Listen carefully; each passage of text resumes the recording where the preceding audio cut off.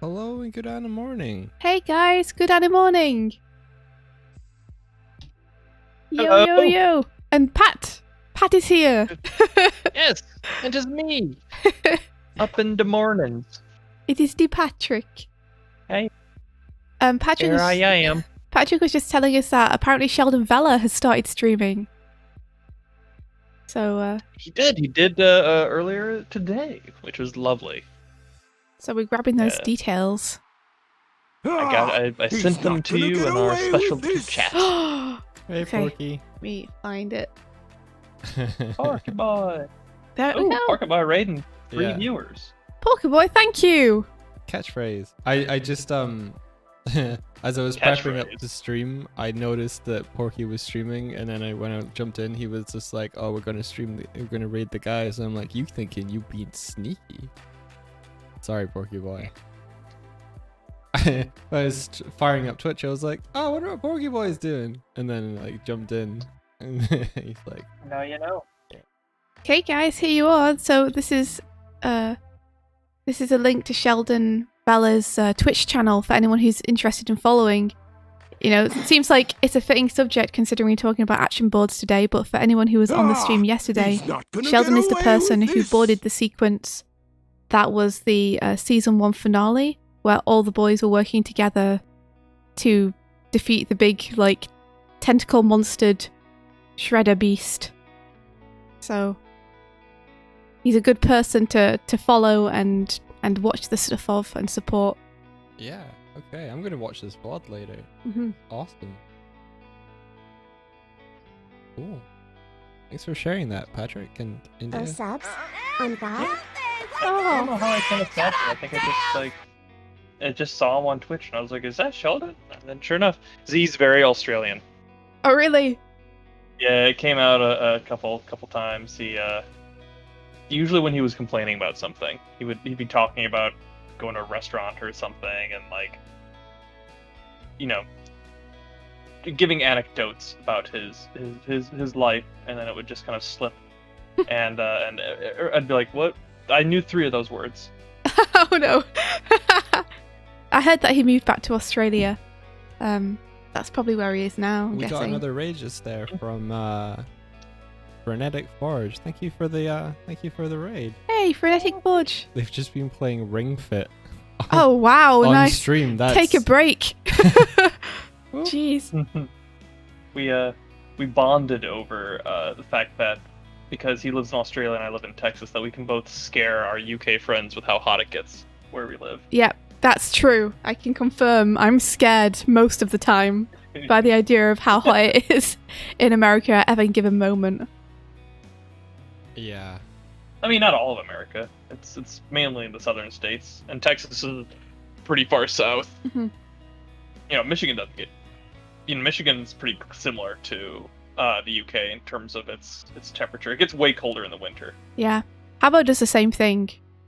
I'll be like, "Ah, what a lovely morning, a brisk 11 degrees," and Habbo will be like, 38. And he's in India, Yes. and so it's like super humid there too. Mm-hmm. I wouldn't be able to handle that. I don't think I would melt. Yeah, I think it was a long I running don't joke. think your of, hair would appreciate it. No. A long running joke of Habbo thinking, "Oh, it's warm there, is it?" Well, I'm sure he could agree that it gets hot in Texas. There's only a few places that gets hotter than southern Texas. Son. Oh, well, yeah, on the sun it's probably a little bit hotter. I mean, like, Have you got the new I remember- stuff? Mhm. Cool. I think like the Middle East. Mhm. A lot of places there, you know, like Northern Africa, like that's probably the few places where it gets hotter. You know, Central America, so Mexico probably has some places because you know we're talking the equator, right? Like eventually we're just gonna get down Yeah. to geography. Just everyone who's along that equator. We just happen to be closer to it on this side than Ireland. Yes. Yeah. England is a nice distance away from the equator. Can I think it's like also because you guys are islands, you don't get the extreme cold either. Like when I visited Ireland, Dublin was like still talking about how like it actually snowed. Yes. Well, It was so weird. when you came, it was like the snow. It was like an anomaly, you know. Like we don't normally get snow, so. What was that, Mike? I couldn't hear you. What? Can I share your screen? Yeah. You share your screen. Oh, right. I don't have NDI open. I can do that. Look at all the people in here. Yeah. Hey, everybody. Also, Grog. Grog subscribed. Thank you, Grog. What is this? Oh, Uh-oh. yeah. I opened this and I was like, "Welp." Here we are. We going to fight. Starting off with a couple spat. Just the way it should be. A lot of grid. Yes. I'm happy about that. Thank you for the grid, Bert. Thank you for the grid. The songs I'm singing. I'm gonna do an animation now of you like receiving a Christmas gift, and then you can open it up. It's gonna be a grid. Yep. Here you are. I got you a grid. For me? Yes, your very own grid. You're right, my friend. Good day in the morning. Hi, Evelyn. Thank you for the bit. Thank you very much. PetSmart says I'd always put my bets on India to win. That's because you are a person of sense and honor. That's only because the dog bear holds back. Yeah, sure. Oh. That sounds like something a loser would say. Oh my god. All right. What do I got myself?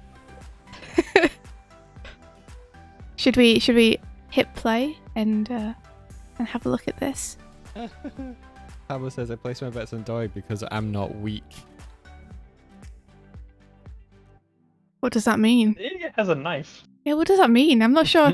Not sure I understand. I think you meant to say, Habbo, that you place your bets on me. I think you must have mistyped. I'm not sure I understand your reasoning.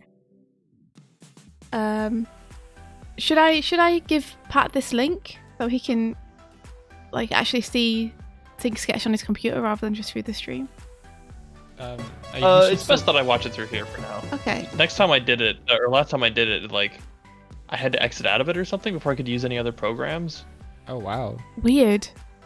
It was weird, and I'm like, I'm kind of doing other things while I also do this, so I want to make sure that like I can do that.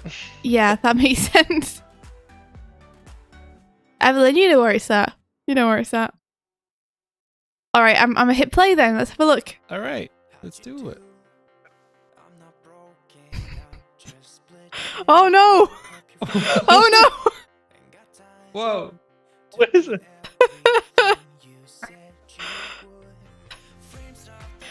Fight! Oh no! Oh my god. Oh, is he dead? Yeah. Oh, it's all okay. Oh, you know he's back. Well, it's playing again. This could just be a loop. We think they're gone, and then they appear through the window again. I thought we were gonna fight one another, but surprise Yeah. attack. Surprise attack from Bert, who smashes through the window. Bert smashes in. Bert, is this revenge for drawing over you and giving you a clown nose? Bert is screaming revenge in chat.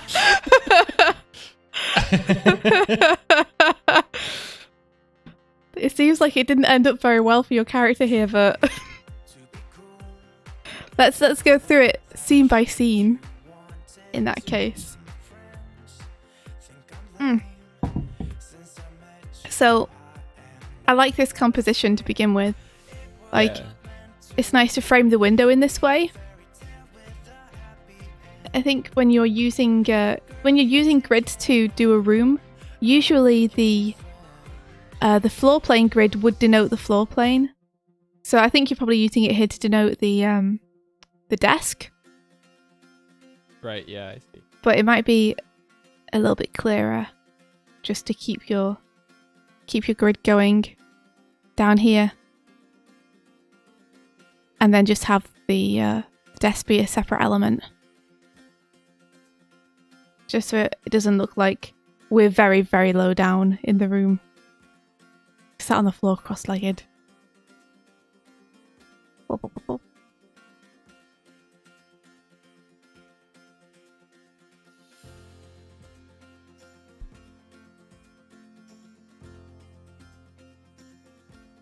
Yeah, like, it might be nice to either move me over a little bit to the left so that the window is framed between us a little bit more evenly, or to find a way to, like, overlap Mike over it slightly as well. You could even have, like, a nice little bit of parallax of a background moving this way and just moving that way, just very subtly. Parallax. Yeah, fun. Then you're kind of drawing more attention to the window because you're framing it between us as the scene goes. That's a really good idea. Whoop, whoop, whoop.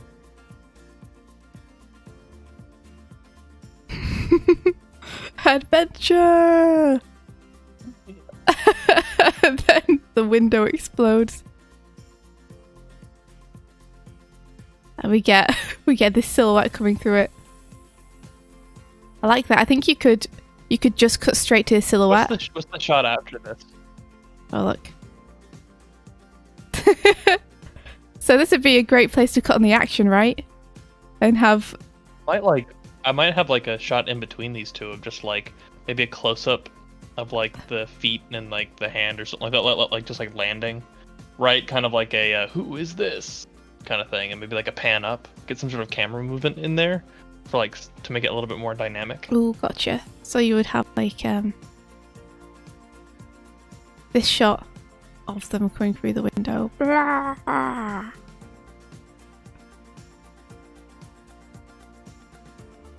And then you would cut to like the feet hitting the floor. Probably a bit closer than that. Like this. And then you could either whip pan up or crash zoom out to reveal the full figure after a beat.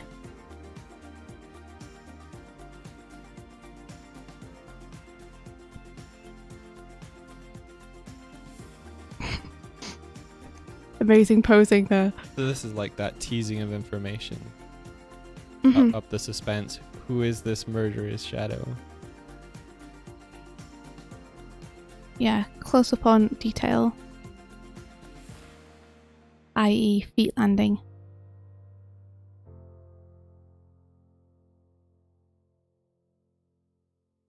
And then you could either cut or you could do like a whip up to this. Since you're implying that if it's the feet, you know, if you whip up, you're implying that you're going to reveal the rest of the figure. Or you could crash zoom out.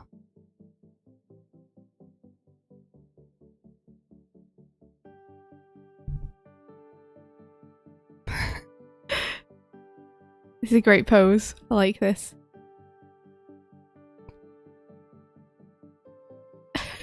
Close up on the eyes, looking angry.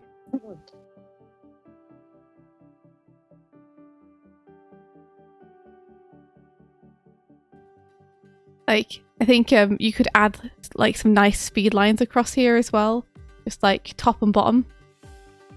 So we're almost getting that Western effect where we get a cut-in of just the eyes. And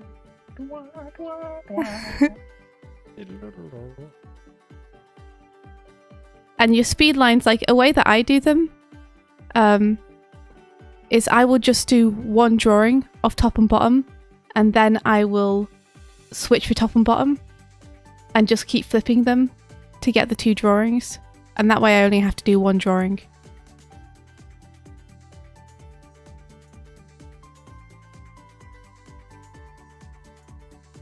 We turn around.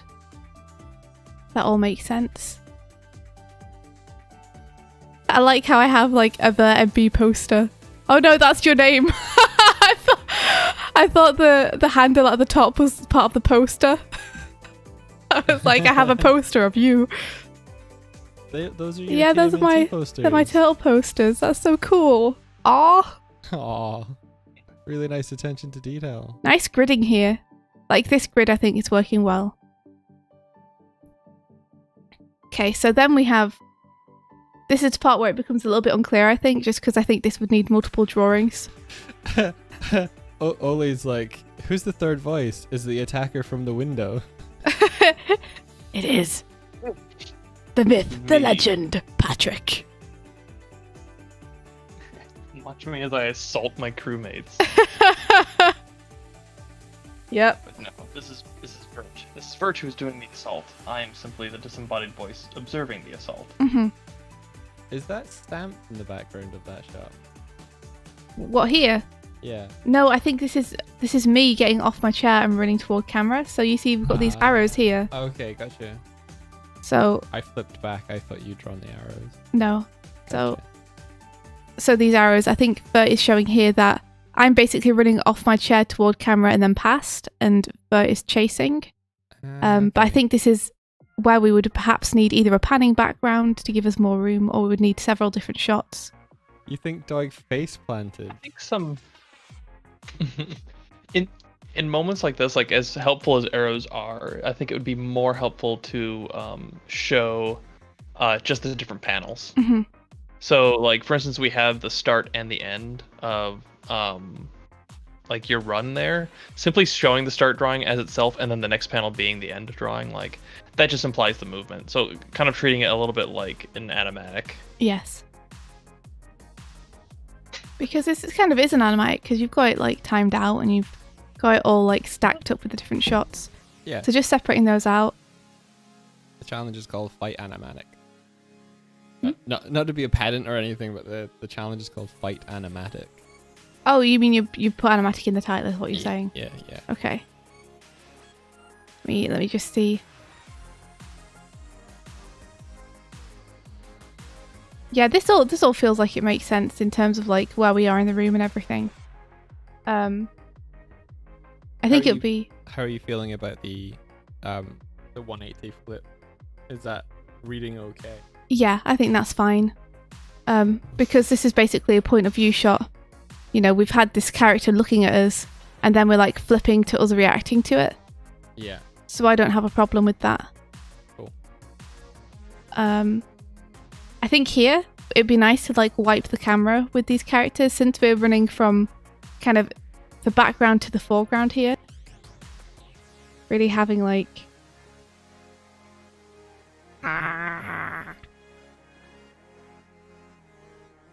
I think Having what? sorry, I'm drawing the expression, so having me come super close to the camera and then potentially wipe it to the next scene would also put more distance between me and Vert, which I think would be a nice setup for the next scene. Because right now it almost feels like in the last drawing here, Vert is almost in front if it weren't for the wing in front of the face, because the scale of the two characters feels very similar. Mm-hmm. So I think like Maybe having some sort of overlap might help. yeah, pushing parts of me over the top of the drawing of Vert more.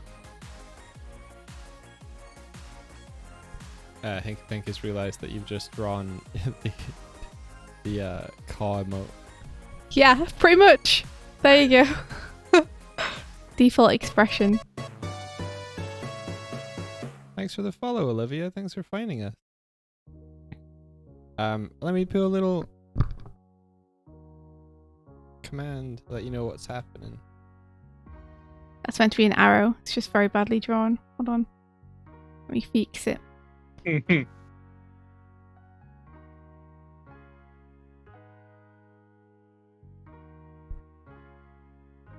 How many submissions did we get, by the way? I can't see it on my side. We got 10.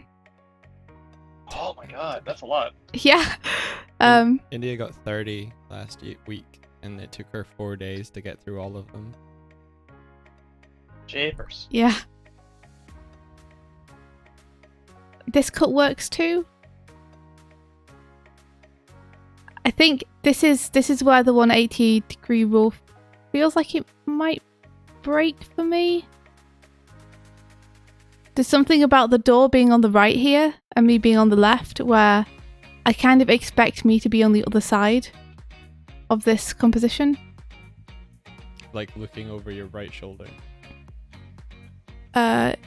Yeah, but more in relation to just where the door is. I kind of expect myself to be here. Gotcha. What do you think, Pat? Is it a problem for you or? Let's see. Show me the previous shot. Let me just erase this. Okay. Yeah, lead me into this. Okay. Character's running left or yes, that is a 180 break because your character is established running left to right, left to right, left to right. So they should start going left to right. And it helps if they start on the left side. So if you just flip this scene, essentially.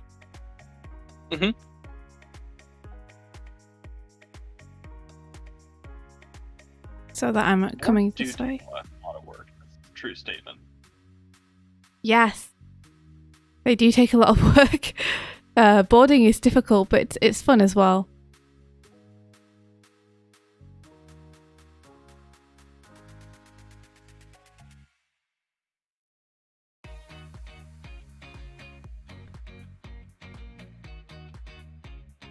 So then you'd want to flip this scene too, so that my hand is coming in from the left to the right to grab the handle. So you'd probably just want to move the handle over to here. And then have my hand coming in and grabbing it.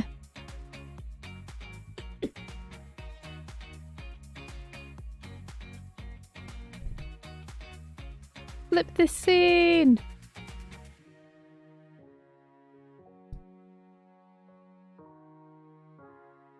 And then this is fine, because we've established that they're chasing me, so coming from left to right here makes sense. And me being on the right hand side. I think you could push this even more. Actually, it might be too similar to this shot if we were to do that. So yeah, let's keep this, but like push the comedy by just having like really push that eyeball out. Oh!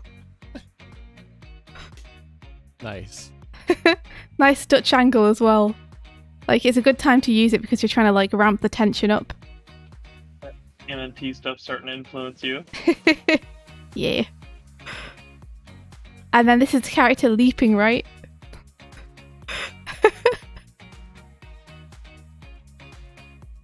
I wonder if I think, are these two shots meant to go together or is this meant to be its own shot? Because I think these two shots go together pretty well. You just imagine them twisting in midair. They're like, this is their back line. Yeah, this is where having center lines would help. I feel help it like. read. They go together, so it's one shot. Says for MB. Ah, yep, that makes sense. You could have another panel in here just to make that super clear.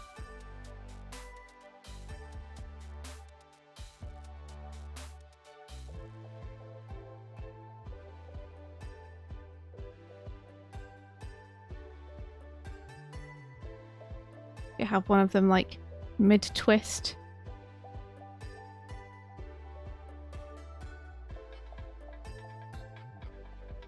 It's nice to hear Hinka Pink.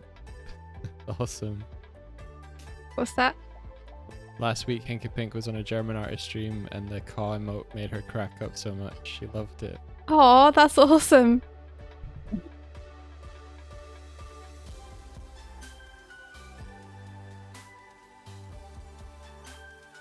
Yes. So here I think you want to have them just start to anticipate the jump. This is a part where it would be like fun to have you cutting on the action. So just before this scene. Thanks for the follow, Raging Monkey. I think like a couple more panels just overall would be like a nice general note. Yeah. Just to fill in these gaps of movement and make it a little bit clearer how one scene relates to the other.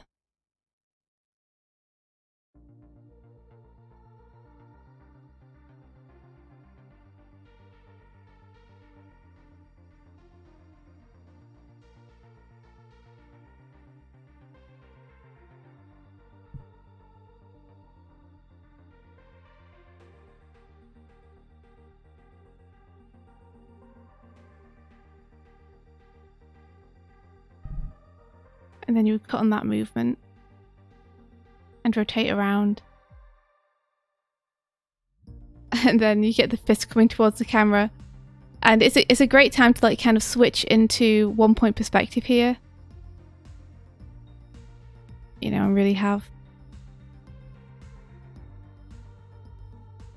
this kind of thing going on.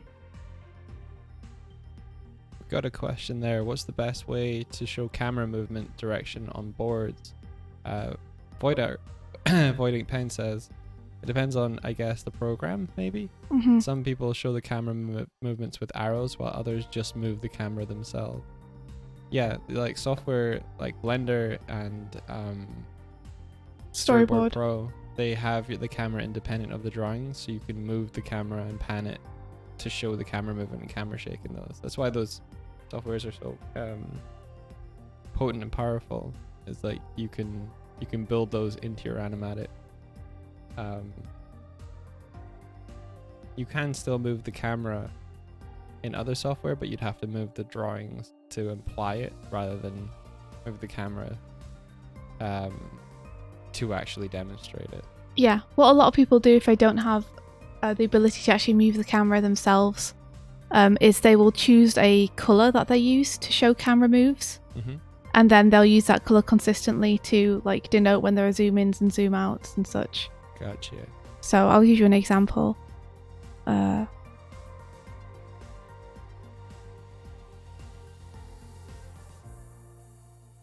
So for example, if this was going to have a zoom in on it, I might choose like green to be my camera color, and I would do something like this Gotcha. to show that we're like trucking in. Would you show where you would truck into with like a green box or Yeah. something like that? Some people do that, yeah. I don't always, but that's partially because I intend to put the panels into Storyboard Pro later, so I'm kind of making notes for myself. Gotcha. But if you were going to hand it into someone in a studio or something, then you would probably want to show that frame. Yeah. Like where the frame ends up. So for example, if you wanted to zoom into the hand, you would have like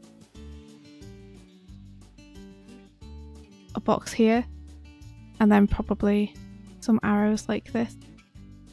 Yeah, there's no one key method of doing it. It's sort of what works and communicates for you. But there are like things that get picked up and reused because they're so clear that they then become common practices. Yeah, if you develop your own shorthand, so long as it's very clear to anyone what it's denoting, it should be fine. Yeah, as long as you're consistent as well in your own boards. Well, yeah, like don't switch the color of what you use to draw the cameras halfway through, or people will get confused. yeah.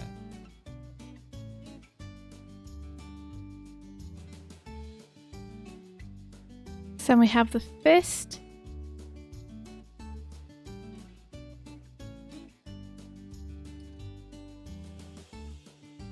And then this cut makes sense too. So let's see. And I'm grabbing the hand here, You're yeah. catching the arm. So again, as Pat was saying, like I think just more panels would be good. So you could start off with me like more center.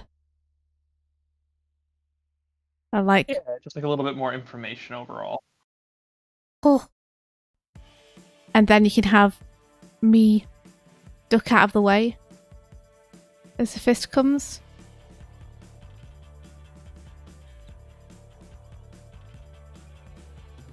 In and have my like wings anticipate grabbing it. And then get to this panel. And the progression will just make it a bit clearer to read.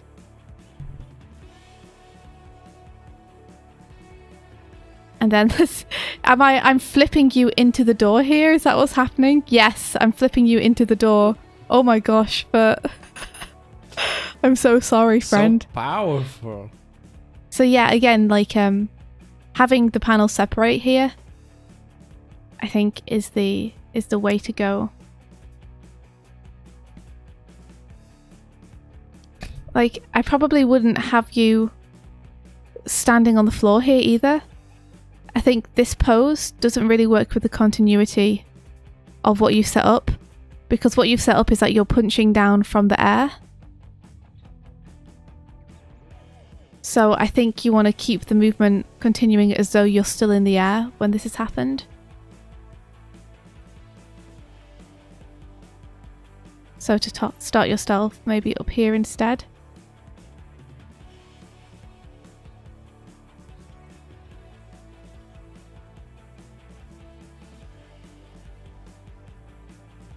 And then have yourself be flipped into the door.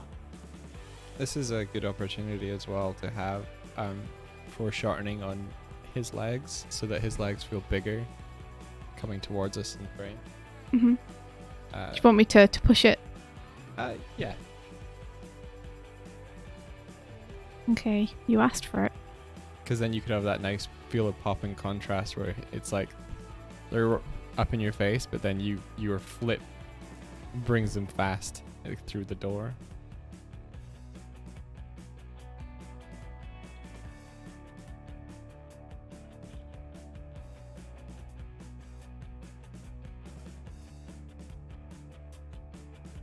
There you go.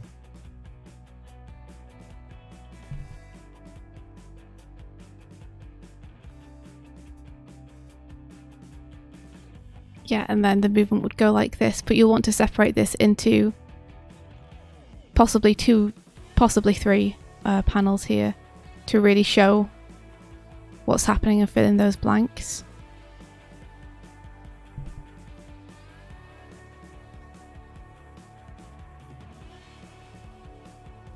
Having some kind of impact on the door too would be nice, I think.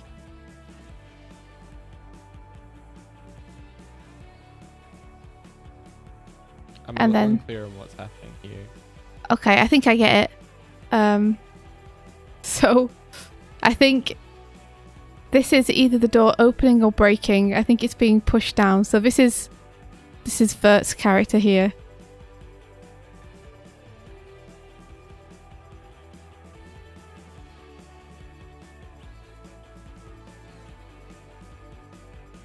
With their legs basically over their head.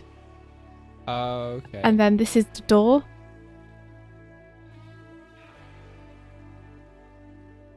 I think this is why it's sometimes handy to choose different colours for different characters. It's because when everything is drawn in black ink, it can be difficult to separate elements out. Yeah. So either having the background elements faded at a lower transparency, or having colours for each of your characters means that you can make them stand out from whatever the background is. But yeah, and then this is a door frame, I believe. I think it'd be nice to have kind of more of a high shot here, because that looks like the character position is implying. Right. The grid be more kind of like this. Or we can see the ceiling plane.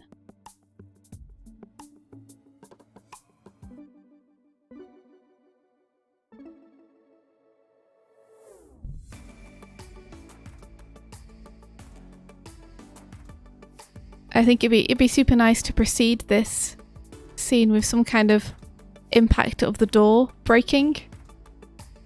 Could have some nice, fun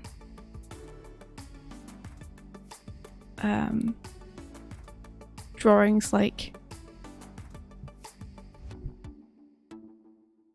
haha, I have a large pen. Don't need this half of the drawing.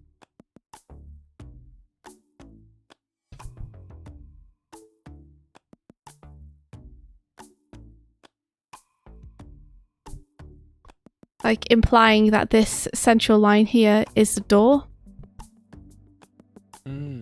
Cool. Oh, I see. Yeah, and then on your next frame having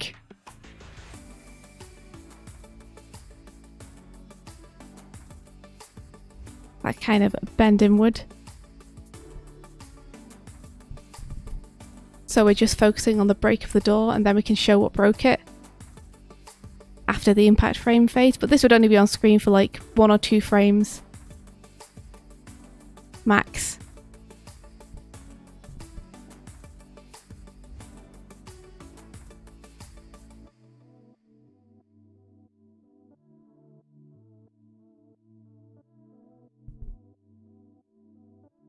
You'd probably actually intersperse it.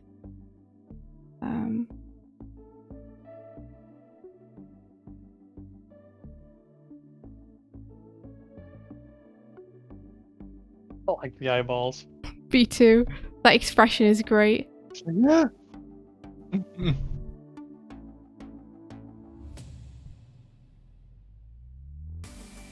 With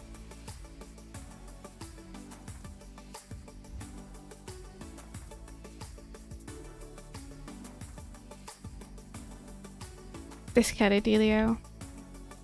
Something like that. Papel. That needs to be a bit straighter to make sense. So you're like just zeroing in on that one thing for just a split second. And then we have you careening through the door here. And again, if you wanted to add another panel on here, it'd be great to see you like topple off screen or semi out of frame.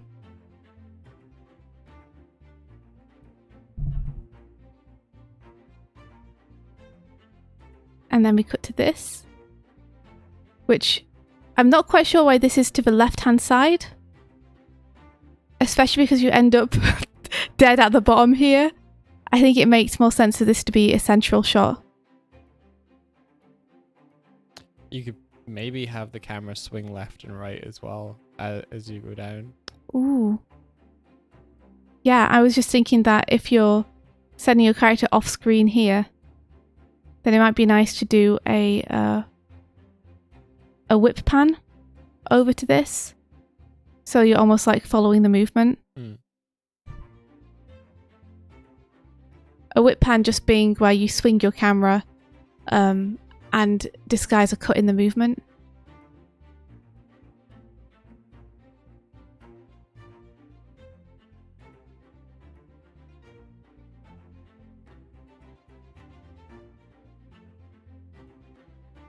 I think having this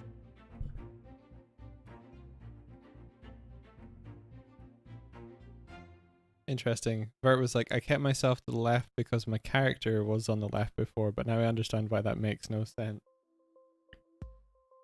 I mean, that's fair reasoning. I think just because it makes more sense with the next shot, especially because we're just front on. Momentum of the scene. Mm-hmm. Steiny says, I like this character. I want more painful adventures for this little guy. Oh no. You.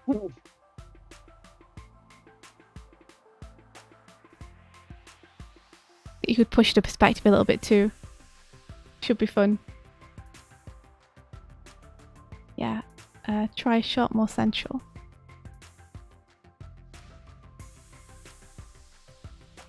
Vert the Bat versus Bagel. Oh my gosh, that'd be awesome. And then it will hook up to this more, and you can do like a little pan down here. Like again, a whip pan, or just start this scene with a small pan down where it settles into seeing this character. And I think, again, adding some panels here just to show the impact where maybe they start and they're not on screen. And then we see them like enter frame. Or you could have it so that your character goes off screen in this series of panels, and then we just get a cam shake to show like the impact of the ground, and then whip down to show this. That might be fun. But again, I would separate out these movements into their own panels so we get to see the tumble. Yeah. Yeah, having him having that extra information of the and the sound effect while it's off screen is a nice way to have the final shot kind of reveal, like the audience has to piece together what happened and then you show them. Yeah, like I'm assuming this arrow down here means that, whoops. Let me find that again. Means that you want your character to go off screen. So if you're taking your character off screen at the end of this shot, I think it makes sense to kind of hold on this environment for a second and have the cam shake show they've hit the bottom, and then pan down to this.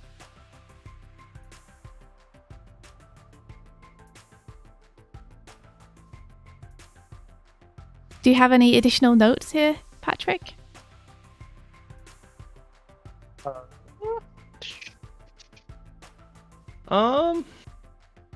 I don't know. I would say like overall, like a little bit more information would be good. Like just like a couple extra drawings here and there to kind of like describe the motion.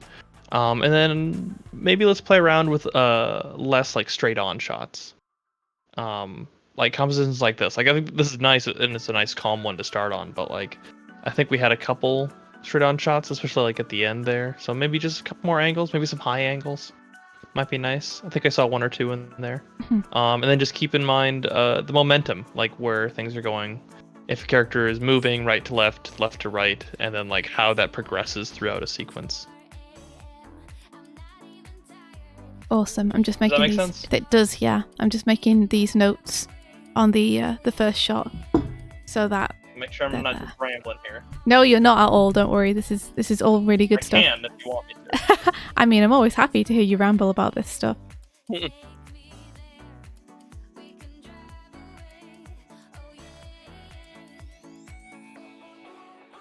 I was listening to our record earlier today. Oh yeah? I hate my voice. Why? I don't know. It's got to be something that's ingrained in most people. But like, I listen to myself talk. And it's, got to work on getting a better radio voice. Well, I think everyone else feels like you're very clear and concise, and your voice is very understandable and good. So.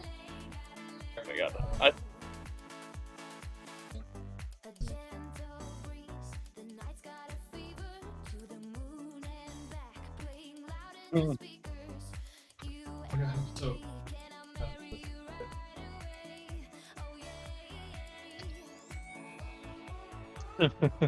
my god. Really?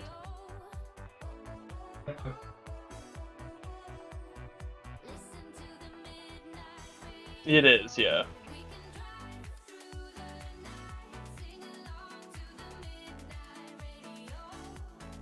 My inner voice is deeper and less nasally.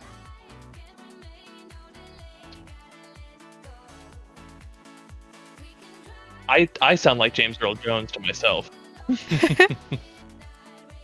I definitely sound less English in my head. Yeah. I hear myself and I'm like, wow, my accent's really strong, isn't it? Don't you mean, isn't it? In it.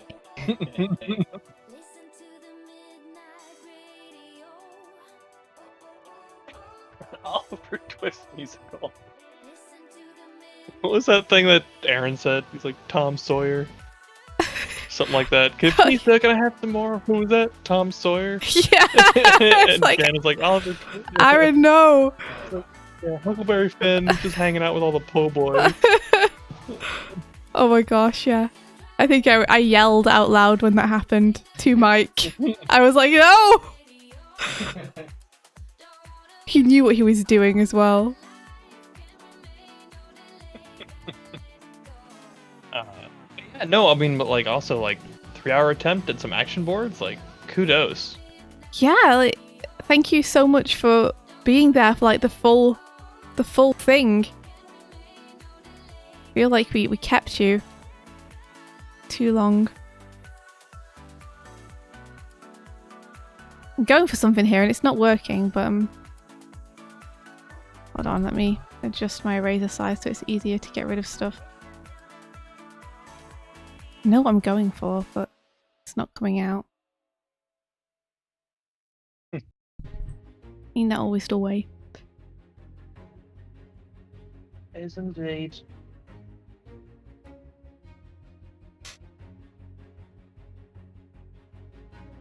That's my best attempt at an English voice.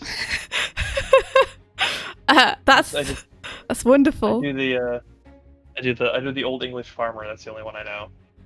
Turnips. It's just Samwise Gamgee from flippin' Lord of the Rings. I've been dropping no eaves, sir. Honest.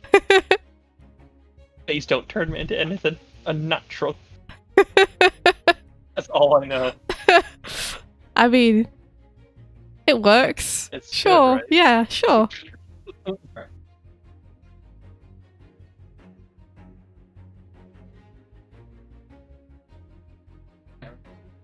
Turnip.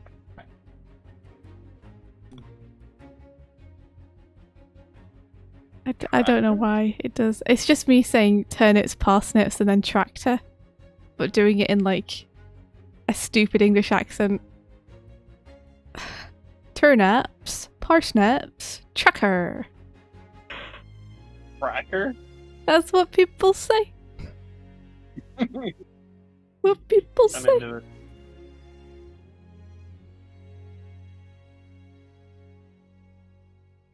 Like, this isn't a very good example. This isn't a very good drawing. But I think this might be a nice, fun time for you to try a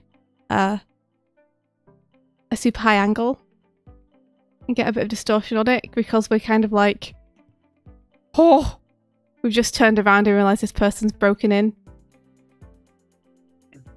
So I love the Doig. Very nice.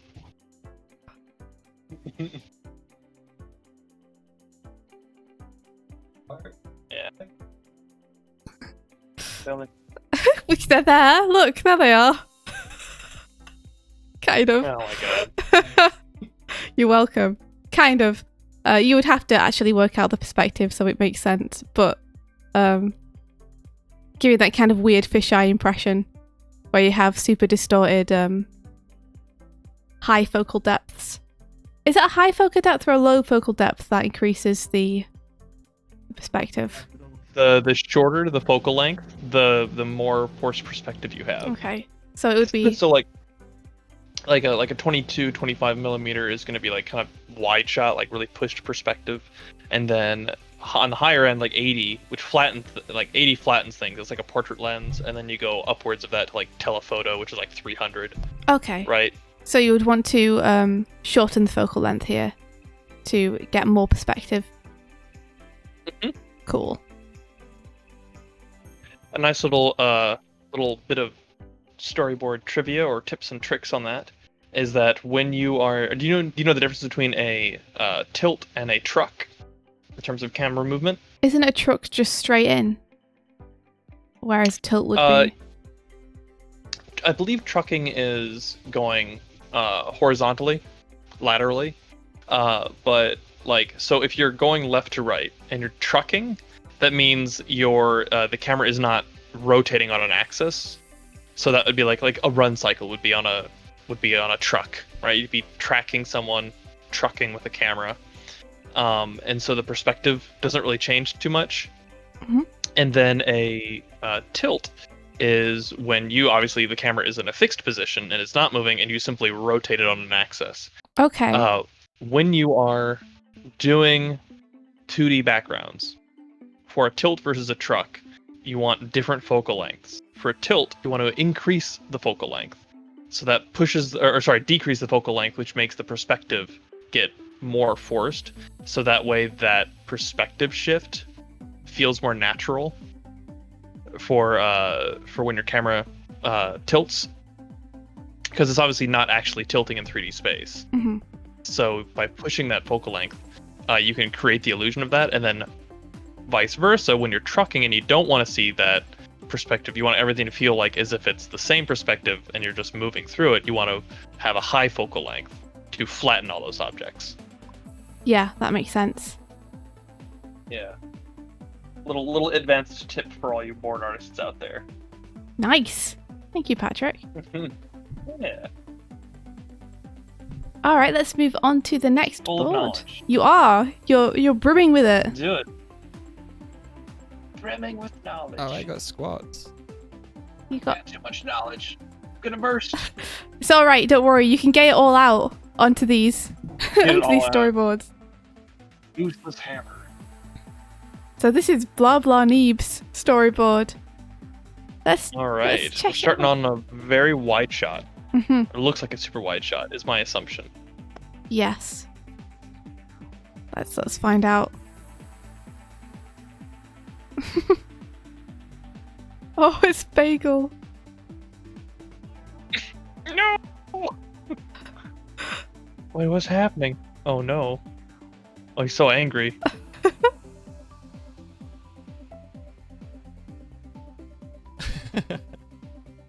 Oh, This nice. is epic. DBZ. Oh, I see what happened. Okay. And he flew into the building and he caused to crack in half.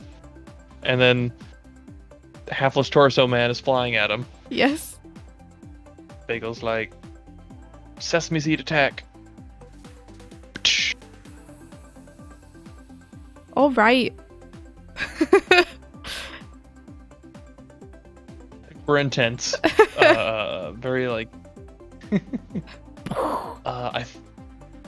I like the fact that we're establishing on a wide shot. I think we could tighten up that grid a little bit Yeah. just to kind of really sell that perspective. Nice wide. Tighten grid.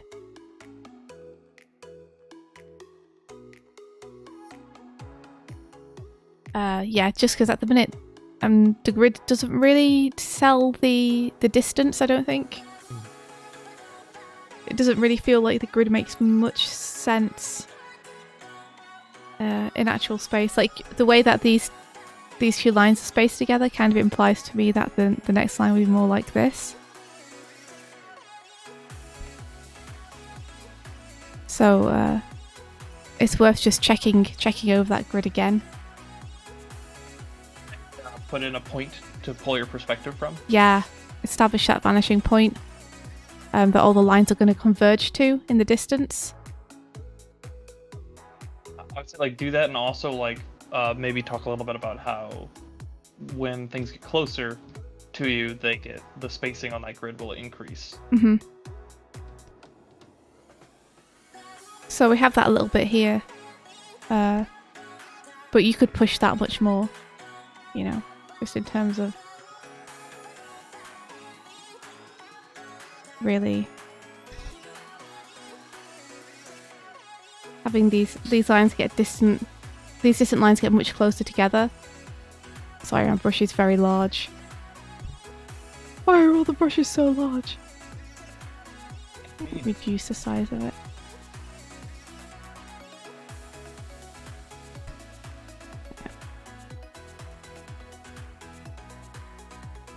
Hey, Buffy.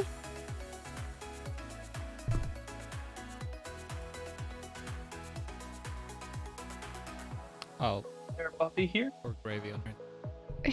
Yeah, she's meowing behind us. Hers.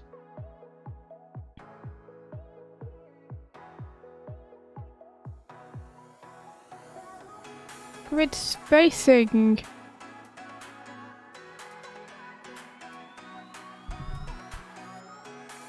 But yeah, once you establish a vanishing point, basically the grid will become much easier to do because all the lines will just converge upon that vanishing point. So you won't have to guess anymore, you can just draw them straight to that.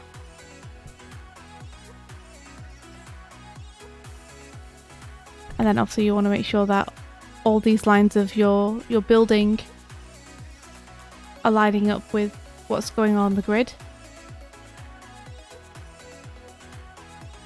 It will also help you figure out like the top plane of your building here. I feel like we're probably seeing more of it than we should be. I guess at where the vanishing point would be. I feel like it would be like a little bit flatter.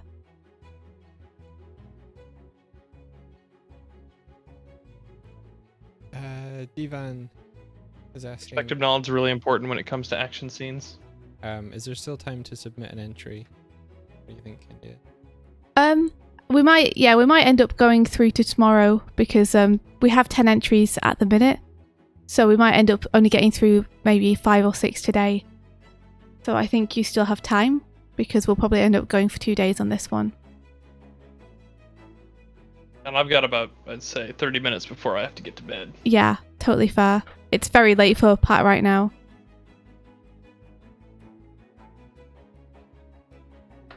Abimation asks, how do you go about establishing a vanishing point that's off screen?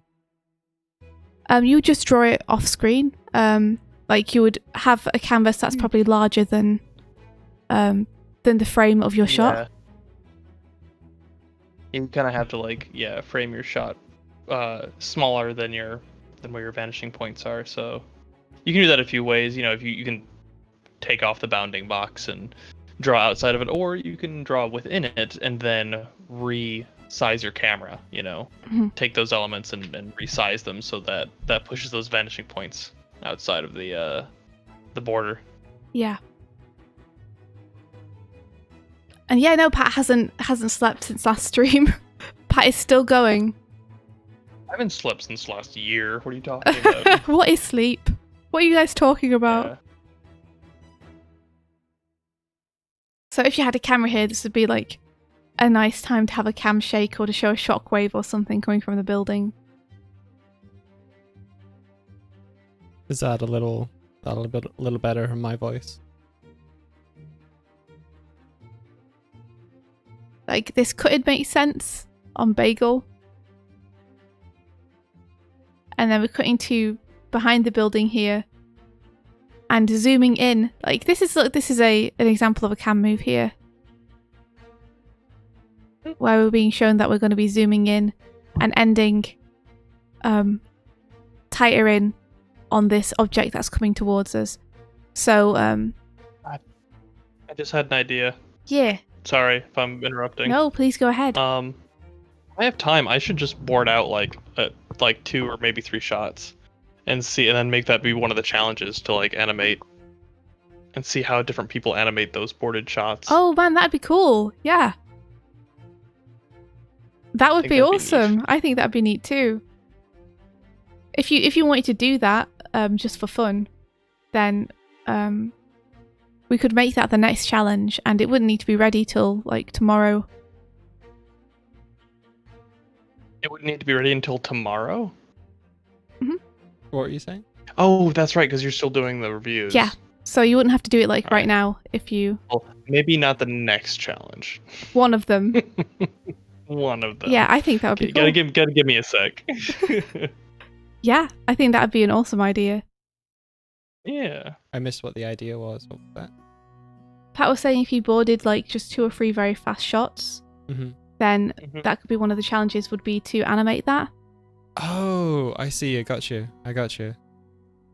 Yeah, that would be really interesting. So I could kind of choose semi-studio style shots so that people could kind of get familiar with what it would be like to be past a shot like that. I think that would be amazing. Mm-hmm. I think the next board challenge too, what we could do is we could give people an actual script like you would receive from a studio. And People then are saying don't make it too hard. That's the thing though, if something is beyond your scope of ability, attempting to do it anyway will teach you how to go in that direction. So even if it's beyond you now, attempting it will only strengthen you. Just because it's beyond you today doesn't mean it'll be beyond you tomorrow. Mm-hmm. That's how life works. That's how life works, baby! Yeah, I'll work with India to make sure that I don't, give you some sort of crazy Yutaka Nakamura shot. Yeah, okay. I mean, I'm all up for people challenging themselves, so unfortunately... Just some moving background. I want you to do a stampede of horses running away from an avalanche with a moving camera. Okay, maybe I would stop you. Down. Maybe I would stop you there. Prepare yourselves. Congrats, Verdi. I'm kidding, I wouldn't do that. Verdi, I don't want to give your entire fan base carpal tunnel. Everybody's out of commission for the rest of the year. What's this? Cool. Bertie is saying... Oh, Verti says yesterday I took a job test and passed. Yeah, it's Congrats. for Jaden Animations. Congrats, Birdie. That's awesome. So is this for animation or is this for boarding? That's awesome. Congratulations. Oh, for boarding. Yes. Heck yeah. So we have this truck in. Oh, one thing I was going to call out too is what Blah Blah Neep has done here is often when people are doing boards, they'll show beginning of shots in green and end of shots in red. So we know that we're not trucking out here because the frame is done in red rather than green. If the frame was done in green, we would assume that we would start framed close in on this dot and then zoom out. Gotcha. But because it's a red frame, I know that we'll be trucking into it instead. Cool. There we have Torso Man. It's flying towards us. Torso Man. Torso Man. And Reminds me of Maw from Jedi Knight games. I haven't seen that. That's right, I said it. I don't know what you said. It's some people in the chat will get it. Because this. Look up Maw, M-A-W, and then Jedi Knight. Okay, let me have a look. Hold on. More Jedi Knight. Oh my gosh! Yes, it's just a torso. Wow. Look at this thing. Wow. Torso Man. Oh, look, someone's giving him legs. Is that like he This suffered a lightsaber? Well, he used to have wound. legs, then he got cut in half by Right. a Jedi Master. And then he was like, I'm gonna just make a hover Yeah, he puts a torso. repulsor lift on his pelvis, Hover pelvis. and then he lives in constant pain, which is what fuels his anger. Oh no, that's so sad. And he's not a good guy. Oh. Yeah. God. All right, sorry, a little trip to memory lane there. We'll get back to the animation. Oh, no worries. I was just gonna say that because this feels like it's gonna be a 3/4 shot because the character is traveling kind of toward the cam to get to this building. Here, I think you want to keep the same kind of perspective on the background and on the figure here. So again, you'll want to establish your vanishing point off screen and then have your speed lines like adhere to that. So we get the sense of... I think potentially as well, maybe have your character slightly more in left in frame, because then when you cut to Bagel, have him slightly more in the right to help with the continuity. Oh, that's a good idea. Yes. I might just let her, Yeah, I mean, why not? because she'll pee. But She will pee, won't she? Oh. She keeps peeing in front of the fridge, so every time we go to like get milk or food or anything, like you have to watch where you put your feet.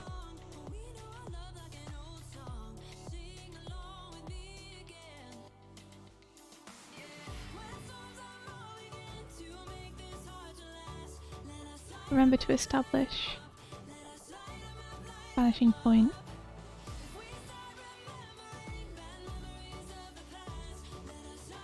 Off screen.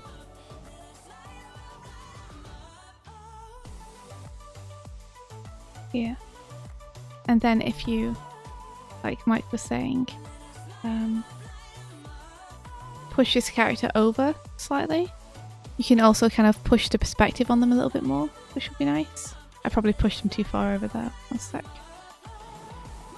Ah, he's not gonna get away with this.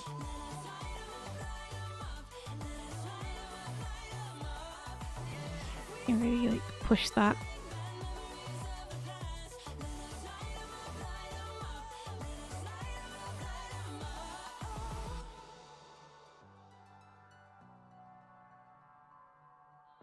And then, unless this is actually a torso man, don't be afraid to draw legs. Legs are important.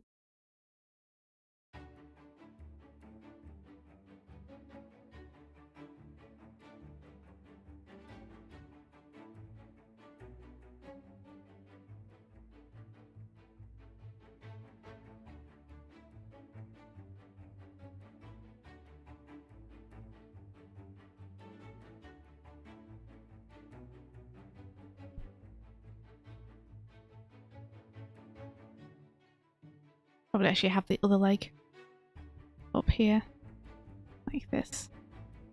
We want to alternate those legs, so just like in a run, whichever fist is forward or hand is forward, you'll probably have the opposing leg coming forward too.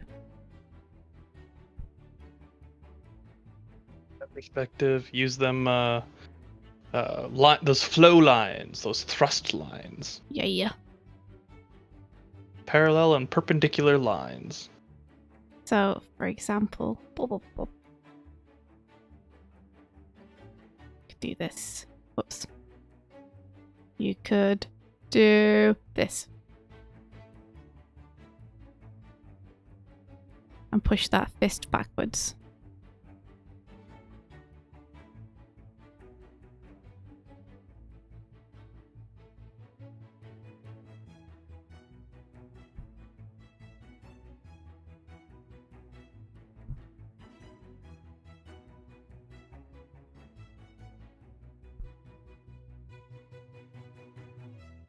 But you wouldn't see the leg there.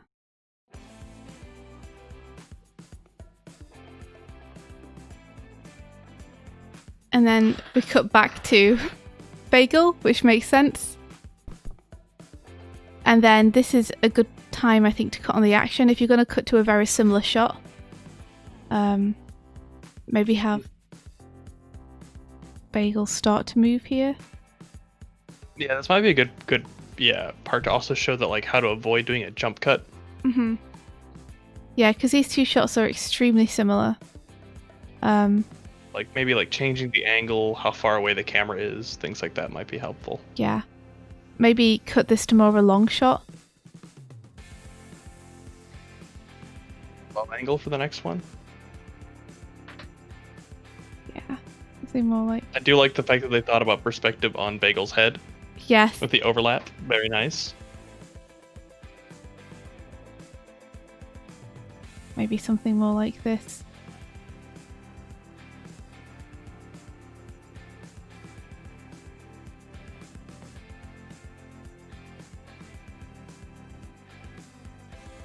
Just so that these two shots aren't too similar, so we don't feel like we could just be rotating around, but we're missing drawings in between.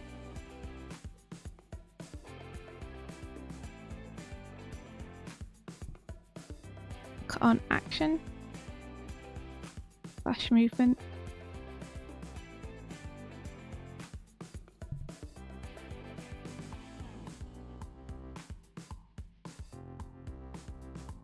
And then this is one of the shots that I got a bit confused at. I assumed that we were maybe looking at the building from like above here.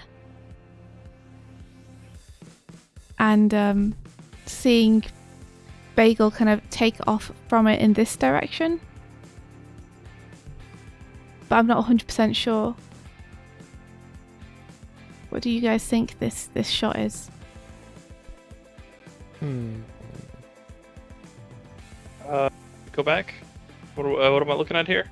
It looks like, I think it's like power. It looks like energy. Mm-hmm. Yeah. Boom, and then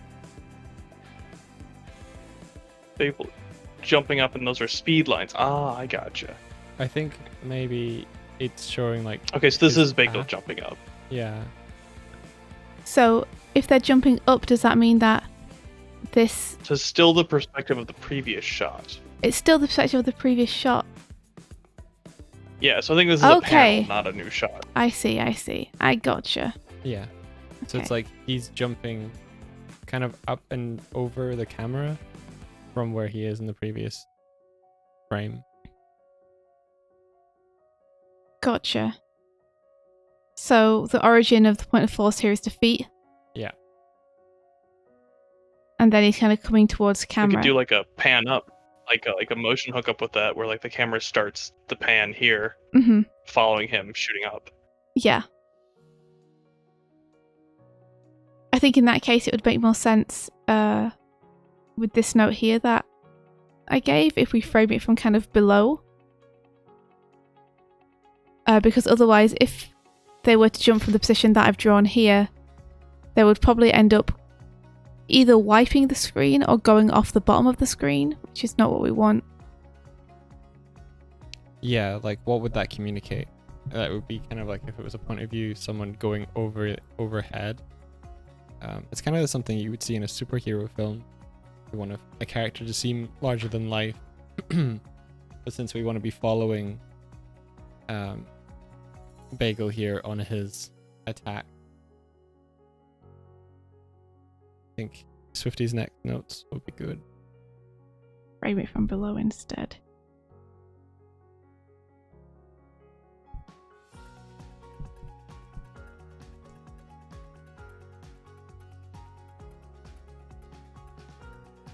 Whoa. We can like potentially see the top of the building. I like it. Yeah, that's dynamic. And then when they take off, we can follow that movement off the top of the You screen. can leave like a hole in the building and like have like just like little bits of debris move very slowly after the zoom out, you know? Yeah. Have, like that texture of movement. You know, and then this would add infinitum into the distance. Yeah, if we have a shot like this, then when they take off, we can have like this very clear point of origin. Oh man. Evelyn Art Studios speaking my language. Get your exercise in now. My body is starting to just disintegrate under itself. Oh no! So I've just been sitting in a chair, eating horrible food, and not doing anything but sitting in a chair and eating horrible food. You've been working. And not getting sunlight. I think I'm gonna purchase myself a yoga mat just so I can do some home exercises again. Yes, yoga good. Oh, I was gonna do it to do push-ups. Oh, fair enough. I don't know yoga. Yoga's great. I used to be fit at one time. Yoga's just like very low intensity, but makes a big difference. Yeah. I've got some old weights from back when I used to do weightlifting. I just gotta bring them from the garage upstairs. Yeah. I don't want to do That's too much effort. it. Or I could just do it in the garage, but it's Texas. We don't have air conditioning in the garage. Yeah, that sounds like it would not be a good time.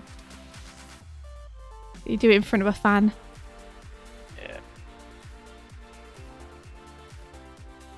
So that would be the same shot, and then you would have this takeoff happen here, and perhaps have shockwaves, and then, as Pat was saying, afterwards you could have, you know, this great crater be left behind, and have all the debris, you know, push how close the debris is to the camera too, so we get like a real sense of depth. Hey, we got a raid. Hey, thank you for the raid. Thank you, Dark Rising. Stormed Welcome the in. Death Egg with a party of 2. Thank you, Dark Rising. Thank you. How are you getting on? That's my evil villain voice.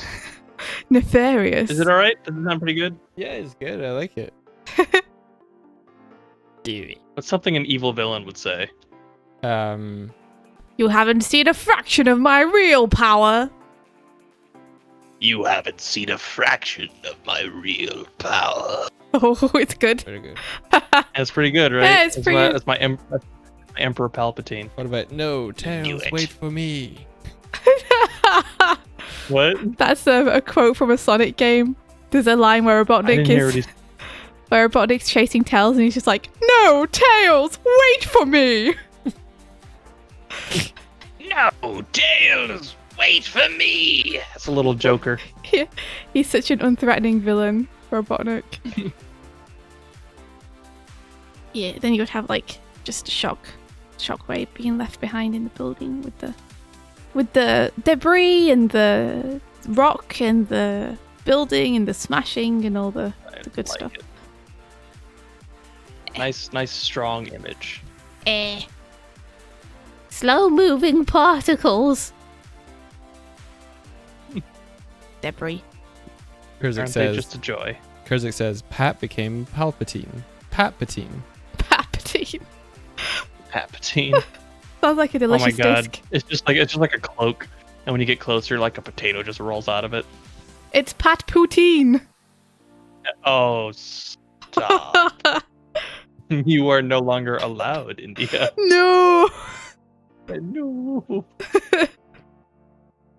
I have this cool long shot here. Let's see. Oh my god, does that mean my protege can be Darth Tater? Yes! Yeah. True lore of Pat. So yeah, I think you just want to make sure that your vanishing point here is I think you want to lower it, basically, if you're going to have more of a side-on shot like this. Because if you're implying that this is essentially a building or some large structure, it's going to make it feel much more dramatic to have your perspective lines closer together, and it's going to imply more of a flat-on view here because the horizon line itself will be lower. Because right now, if we trace maybe like these, some more buildings. yeah. Just like indicate maybe like a skyline or something. Right now, your vanishing point is like your horizon line is up here somewhere, which is generally used when you're looking down at something. The horizon line will be higher. So I think you just want to shift your horizon line down, your vanishing point down to like here, and it'll make all the perspective down here more extreme. Yeah, if you have a grid where the lines are not converging, that means that the grid would extend beyond what you're showing. Mm-hmm. Whereas with what India's doing here is having those converge. You can see how far it would extend to. Yeah, and it makes it feel like that's the actual floor plane. It's not just being cut off by something. Yeah. And then because the horizon line is lower than the top of the building, we wouldn't see the top of the building anymore.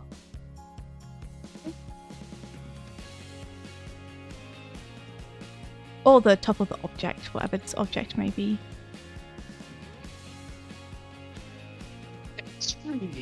And then, yeah, as Pat said, like, it might be nice to just have, like, do you want to just add in a simple skyline or something to just imply? Yeah, having something of equal or even grander scale in the background, it can help sell how large the foreground building is. Because we only really can tell scale when you have context. The meme of like banana for scale, having something that is a familiar object close to the camera lets you kind of understand what the other things are and what they mean.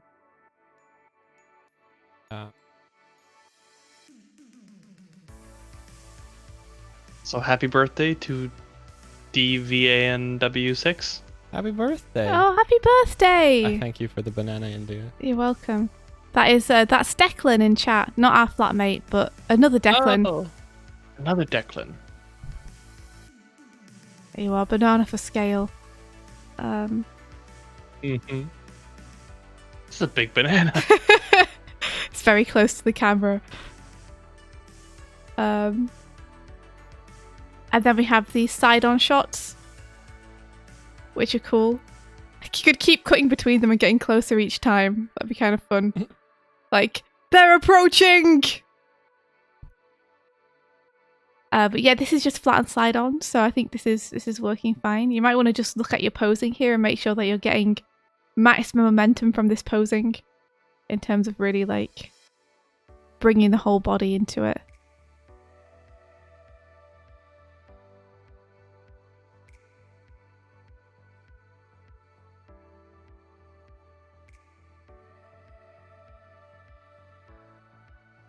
Race versus curves here.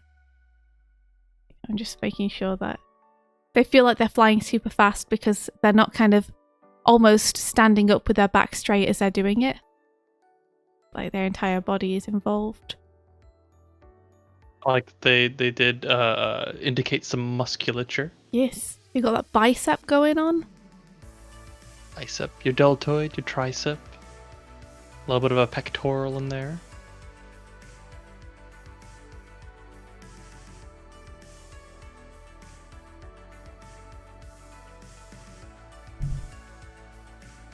There you go. Like character Bagel here, just to, like bring more of Bagel's body maybe on the horizontal.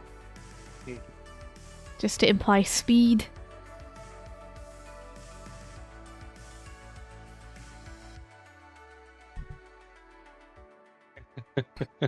Just have his body like flapping behind him like a Like a flag. flappity,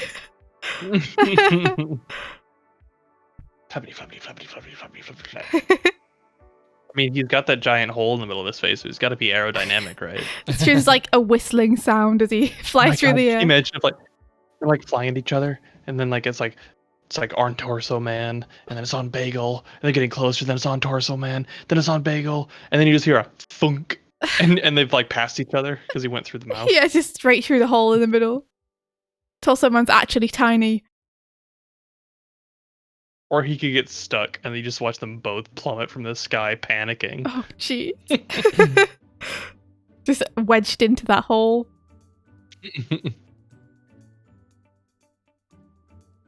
And then super wide shot, you see him hit the ground, and then a beat later, like a mushroom cloud. If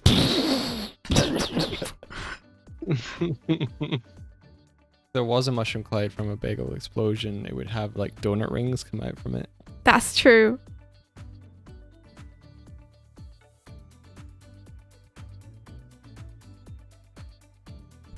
Yeah, so I think Well, guys, I wish I could have stayed longer, but I think I'm gonna have to head off to bed. well, it's super late for you, Pat.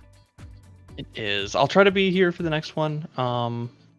I will be looking over some of these, so if I have any like later comments, I'll see if I can give them to you guys, so you can give it to these lovelies, Amazing, thank these you. lovely fans of yours. Alrighty, thank you, Spat.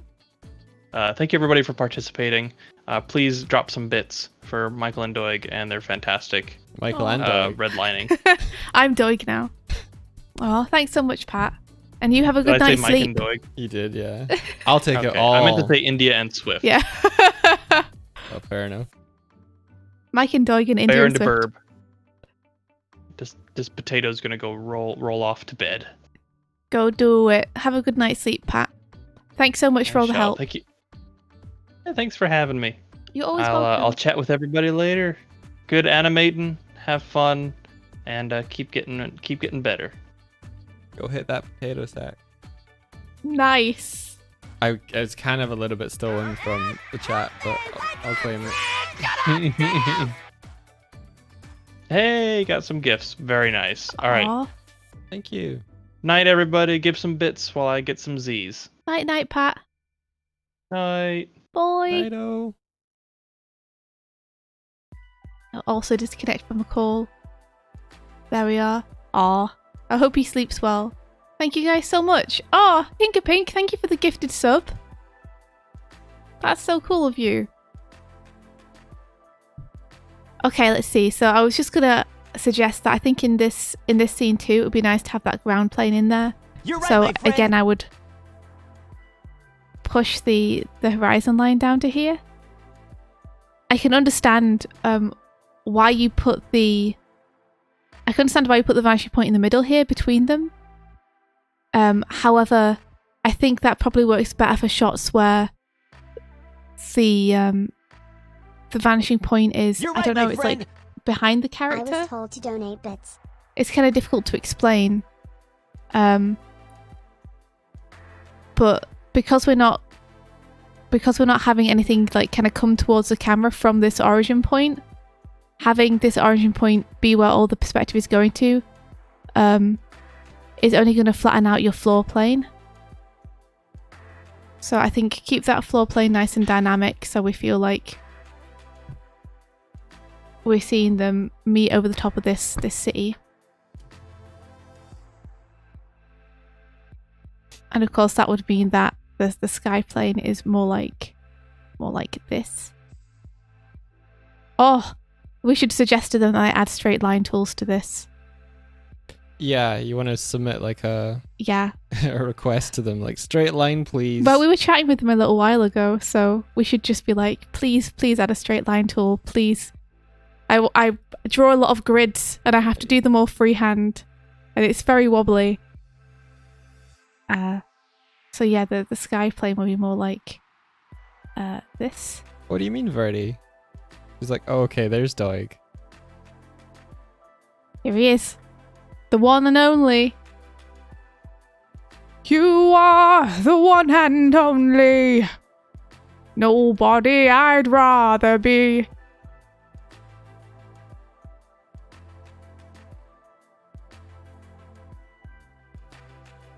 I'm just quite a lot today. I need to practice talking in more than just 1v1 a one-on-one, sorry. 1v1. I will win this conversation. I think it's tough because there's a slight delay in the audio that we send through Voicemeeter, and so I'll start talking but Patrick won't hear me, and then he'll start talking, and it makes it difficult for me to grab a space because the space is shifted. So if I'm quiet, it's just me waiting for my time to talk. I'll keep practicing though. Keep practicing. Don't fall asleep. No, let's stick out a child. That log had a child. Sorry guys, we're quoting the Seagull song from Bad Lip Sync Star Wars because that video is a delight. It's so good. Stop it now! If anyone hasn't seen it, I highly recommend it. It's basically someone who's just like made a song out of a bunch of parts of Yoda teaching Luke. And they have they've taken what the lip sync looks like they're saying and just dubbed over it. Yeah. What was the song actually called? Seagulls, maybe. Yeah, I think so. Boop, boop, Boop, boop, boop, boop, boop, boop, boop, boop, boop, boop, boop. Oh, is that where the yeah, that's the one. Yeah, stop it now. That log had a child. I can be a backpack while you run.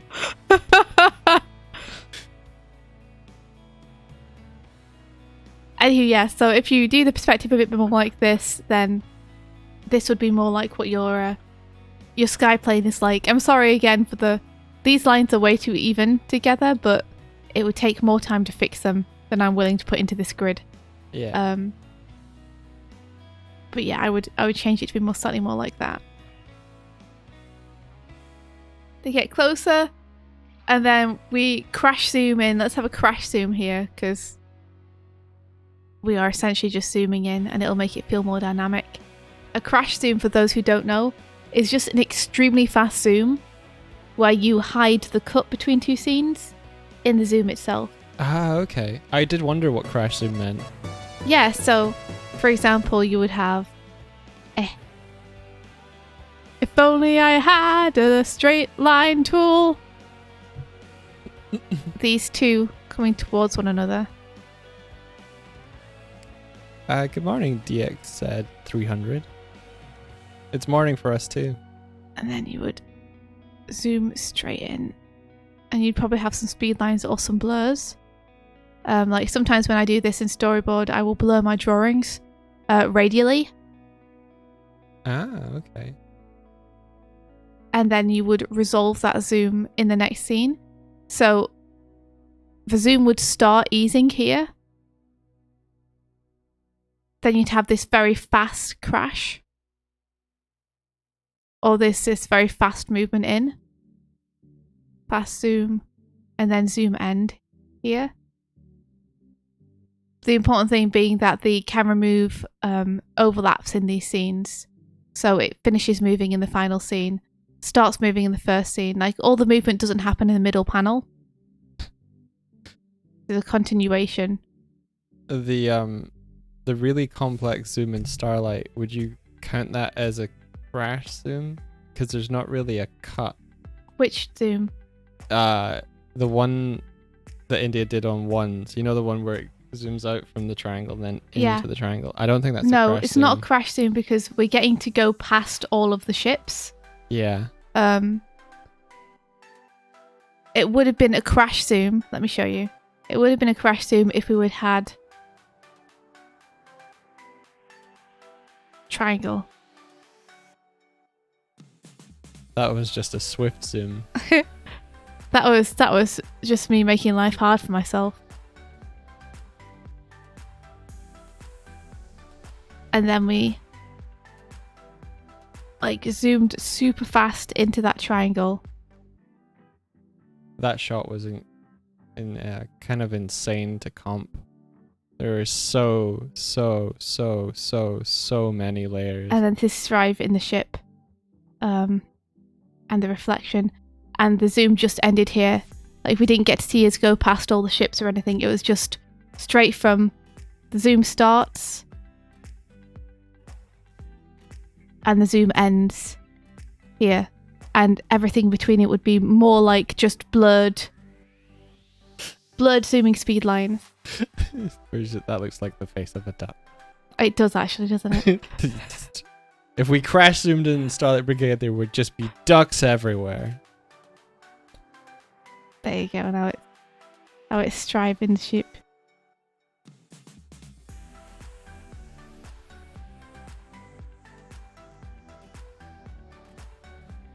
Yeah, in that file there was the triangle, the void ships, and then there was layers for every ship. So for everything that I named, there was a line art layer, a color art layer, a lighting layer. So there was the 6 ships. There was also the 6 ships reflections. There was the interior and exterior, and another interior and exterior of Strive's ship. There was multiple layers of Strive, multiple layers of hair and overlap on Strive. There was the reflection of Strive. There was the star inside of like the small triangle. There was a matching texture of the larger triangle, and there was also a star field of 3D particle stars, all to put together. One shot. Yes, and that's also the shot that I animated first on ones, and then was like, it doesn't look very good on ones, and I had to delete like half of the frames to put it on twos. And I was like, well, now I know. You're saying, geez, Doig, I didn't make all those layers. I just put them together. Still, though, it was a big compositing job. Yeah. Let's have more light escaping here. Like, really blast the energy out of them.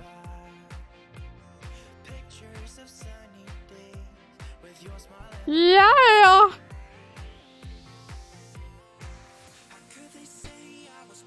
Animation's like, and compositing is so boring. It can be tedious. But there are fun parts about it. Yeah, Mike finds the fun. There are people who love compositing, just like there are people who love animation cleanup. My main grievance with compositing is how long it takes to preview. You make a decision and then it's like you have to wait. Yeah. Your main gripe also is just that the amount of prep it takes to get a scene in to begin with. Yeah. Because you want to just have it in and be able to do the work, but it takes a long time to import everything. Yeah. I'd love to see more energy bursting off these two. So that there's like progression between this shot and this shot and this shot. Mm-hmm. Like we're seeing the energy between them get more and more out of control. That makes sense? There we go. Yeah. All in all, like you've maintained the direction of the characters. You've maintained like the screen direction there. I think this is good overall. This reading, just a couple of things where you could push it, I think. Push the posing, push the compositions a little bit to make them a bit more dynamic, since dynamic is what you're going for.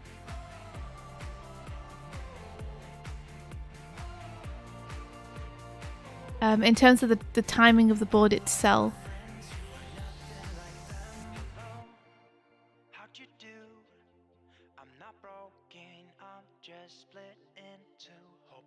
Great feedback, India.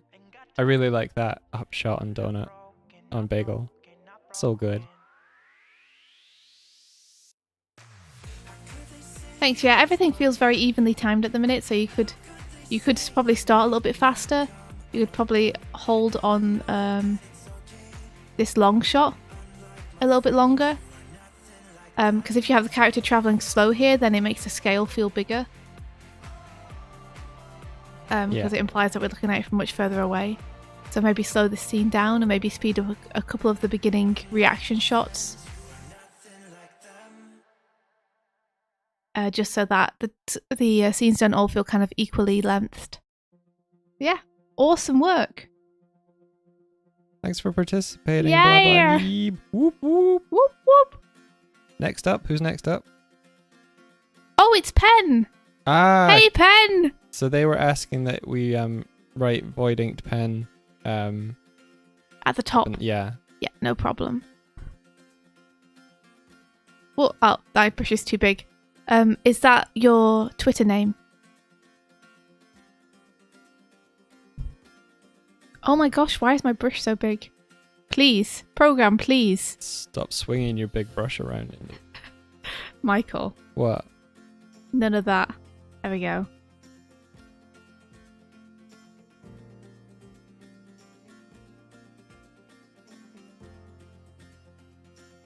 There you go, guys. Huge balls. Leave me alone. Leave me my huge balls alone. Let me just get my huge balls out of the way, right, India? You said to get them off the table. My massive balls. so are in the heavy. way.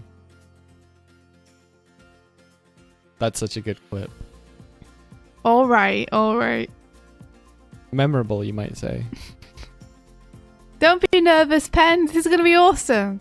Better be good. Michael! I'll punch you. Then there really will be a fight. Yeah. Ooh. Oh, Yes, good. yeah.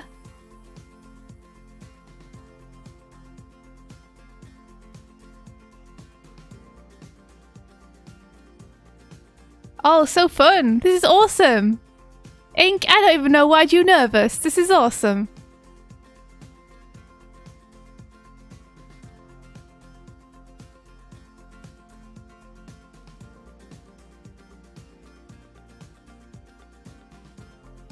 Heck yeah. Let's go through it. He like, whoa, damn.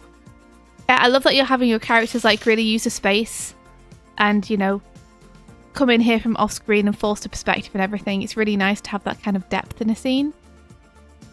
Nice having the camera traveling the direction the character's going as well. Yep. I like the turtle flip.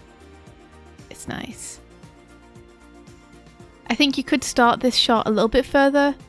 A little bit further to the right. In fact, it kind of feels like... I'm just trying to wrap my head around it. Hold on.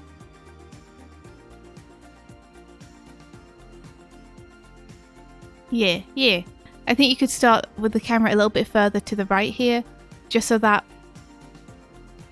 we feel like we're traveling a little bit more distance with them, horizontally. Okay. Because I feel like we're tracing the character's movements very well up and down. But it feels like maybe here they would be traveling, like the background would be moving more, they'd be traveling more horizontally during this spin jump Gotcha. than they are. Because at the minute it feels like all the horizontal movement happens when they land. Whereas that landing movement horizontally has to come from momentum, it has to come from somewhere, which means there has to have been that momentum when they were in the air for them to land that way. If that makes sense. Like, if you're going to land a character and you land them like this, then the implied direction they were falling from is straight down. But if you're going to land a character like this, then it implies that there's been a lot of horizontal movement this way for that pose to read. So, therefore, this character's pose when they land here, like this, makes you feel like there has to have been more horizontal movement happening here than is implied by the background movement. So I think just moving that background a little bit more there will help. I think if you did want to land, alternatively, if you did want them to land in that pose without as much, have them land on the other leg first and step back into a low pose. So So you're saying have them land, let me just pop this up. Playing Doig's advocate here. Yeah. One sec. I got to do some draws. 1 sec. Give me a second. Oh, give me a second. Okay, here we are. So have them kind of...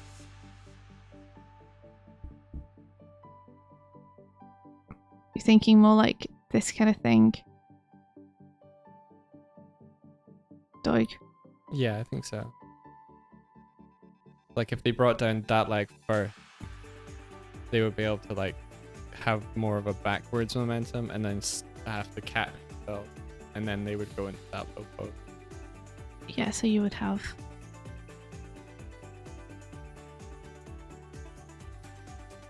Animation sensibility is coming out. Want to overshoot the head so it can sweep in like this kind of arc.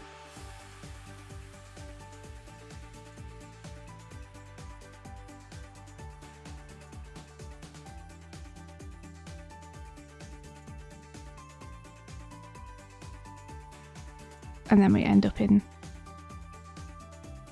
this pose here. Nice pose, by the way. Nice posing all in all. That's something I haven't actually said yet, but just really nice posing happening here.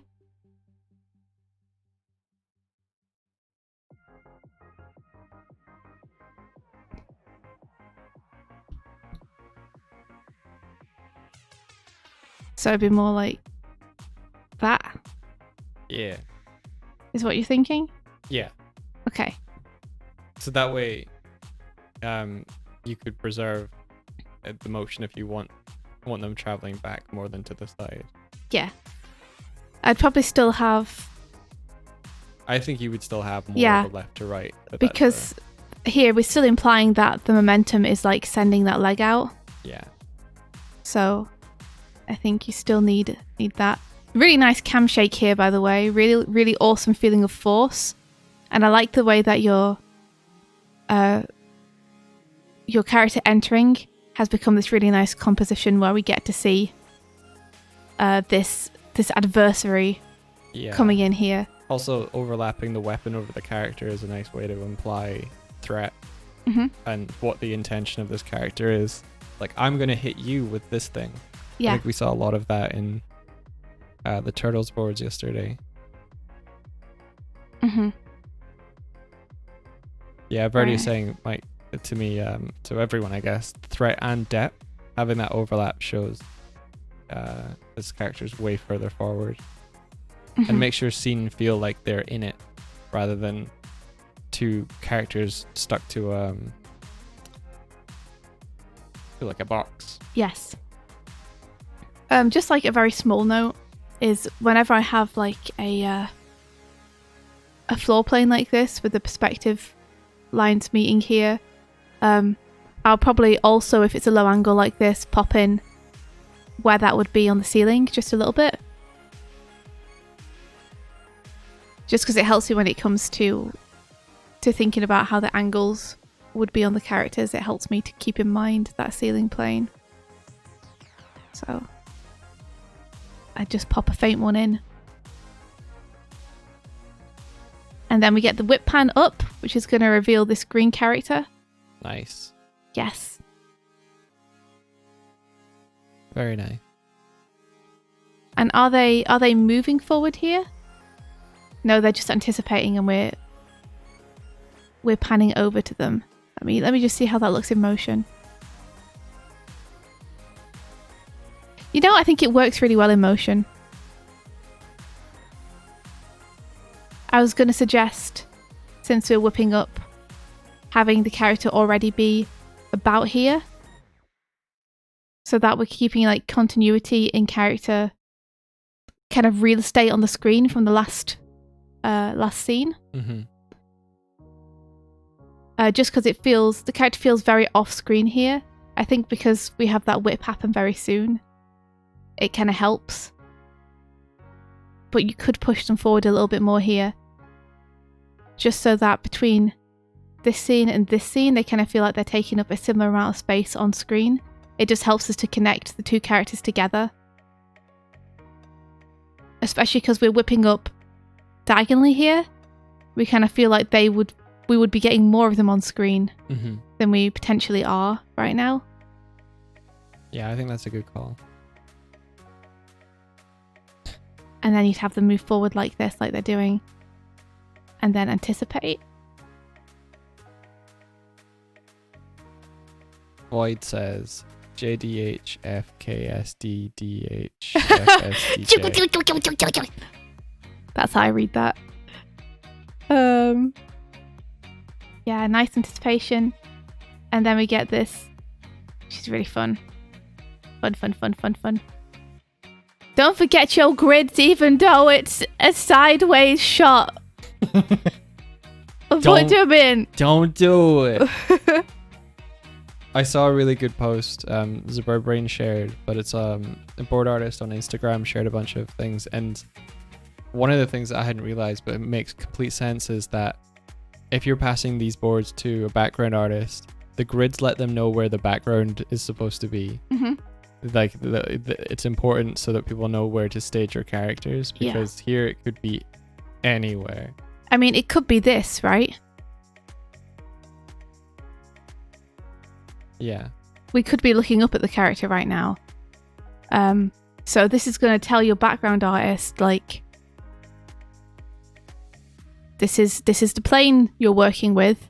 When you do the background for this, make sure that it's like pretty much profile flat on of the scenery. So that's why it's important. Remember grid. Remember your grid. I can't spell. Remember. How to spell remember.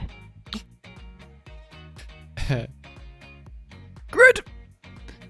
I saw Brenda Chapman. I don't know if this is a joke or not, but she was talking about the scene in Lion King where Mufasa says, remember. Remember who you are. She said that scene went through so many revisions that people kept being asked to remember to keep things in, that it became the dialogue.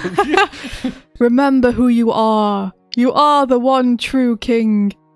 I think you could extend this scene just a little bit here.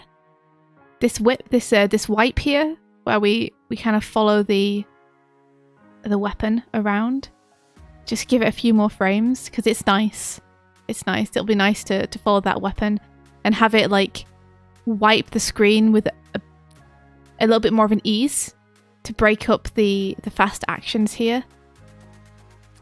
I think in this sort of shape as well, I would weight the volume of the thing to one side to show the intent of like which side is meant to be attacking. Oh, you're getting fancy with the spices. It's fairly even now. So if you were to see this shot in isolation, you wouldn't necessarily know which direction it would be going. But if you clearly imply one side is heavier than the other, the heavier side would be the...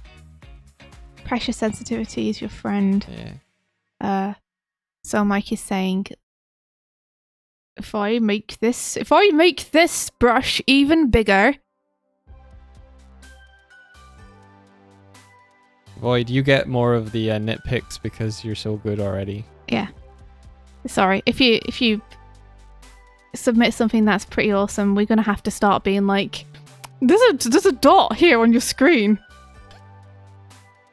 Tidy up after yourself. Here we go now. This is the moment. Tonight is the night. There we go. So give that more texture. Flex your texture. Because then we're going to feel like it's going in that direction. Nice Here shot. too. Yeah, here too. I mean, all the way through. Pressure sensitivity is really Your useful. friend. Yeah. Super nice here.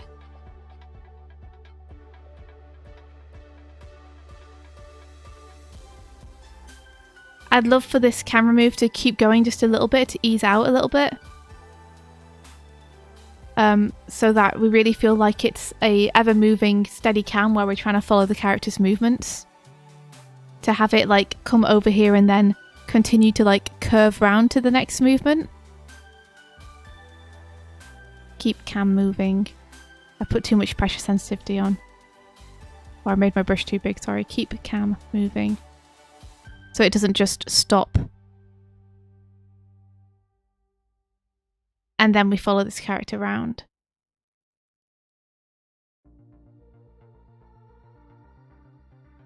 And I think because the character here is... I'm assuming the character here is looking at their adversary. Mhm. And their face is very, like, straightforward.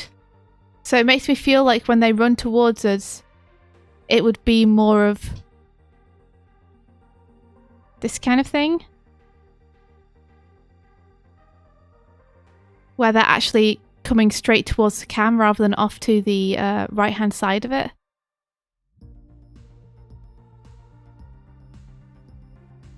So I'd either like just adjust the way that they're looking in this scene to make sure they're looking off to the right as well.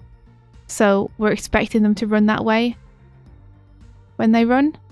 Or have them like wipe the camera more directly in the center as they run towards it. Gonna make the head even bigger here so that it's more like there's more perspective on it.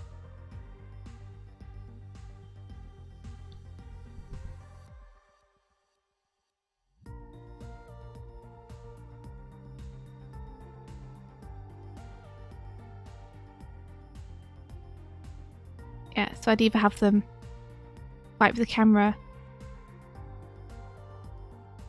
like this. Morning, Enfield. Sorry, can you say that again? Or you could have them look more screen right here.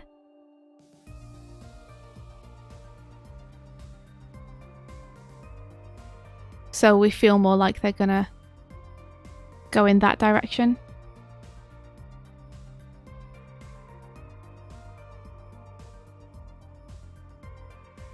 I can draw arrows. Sure. I really Yeah. like your perspective arrows. Like, I think it's really in drawing the plane of the arrow and how it's affecting perspective is a good practice for showing forces as they would move through the space that you've implied by the grids. Like just drawing a line and like a triangle, you can show a vaguer direction, but having that kind of box flat thing. Well, effectively what I'm saying is good arrow, India. Thanks. It's good practice for me too to draw the arrows that way because it's making sure I understand like the character sizing and stuff. Yeah. Or make sure the character is looking. Freddie says, isn't it amazing how simple head turn can be in anticipation? Yeah. Like we look at the character so much for the acting cues to know what like is going through the head and what the intent is. Yeah. That if you don't match that up completely, it can throw the audiences out of the moment for a second while they're like, oh, okay, all right. That's what we're doing. Yeah. And having the head turn first and then the move shows a thought process as well. If you have the head turn in the movement, you wouldn't catch it. Rah! So one of the things I was wondering is the character runs off here from left to right and then comes in right to left. And I think there's a bit of implied movement here that you've got with the cape that you could really use to sell this dipping, curving movement. so that you don't have to worry about like breaking the 180 rule there. Just like really have the cape show where the character was.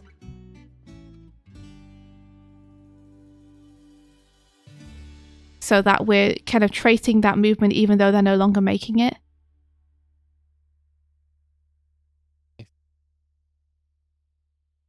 Hop, hop, hop, hop, hop, hop, hop, hop.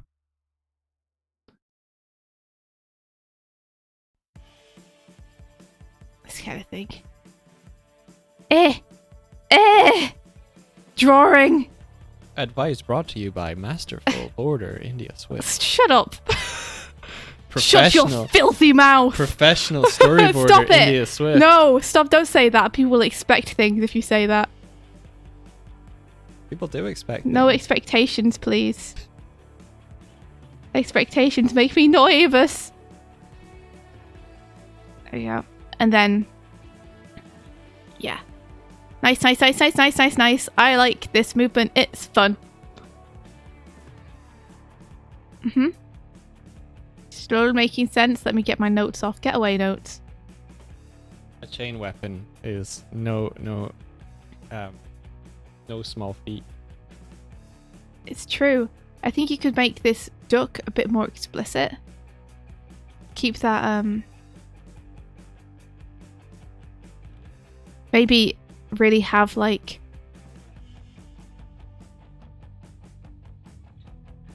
this thing where the character's head was rather than past where the character's head was.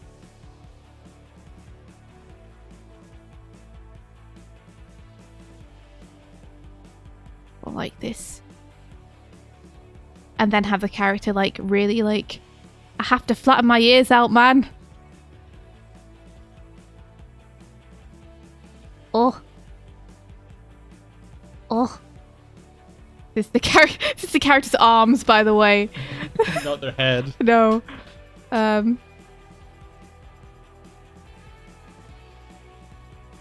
This is the head just here with the ears flattened out. What is that? Freddy's saying India, I think the smear goes ahead. Oh, yeah, you can have that. I'm just thinking about it being pulled by the chain.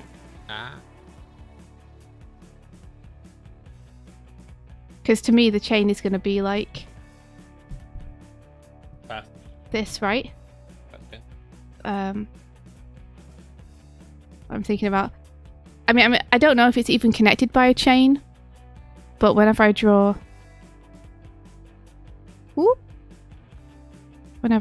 chain links,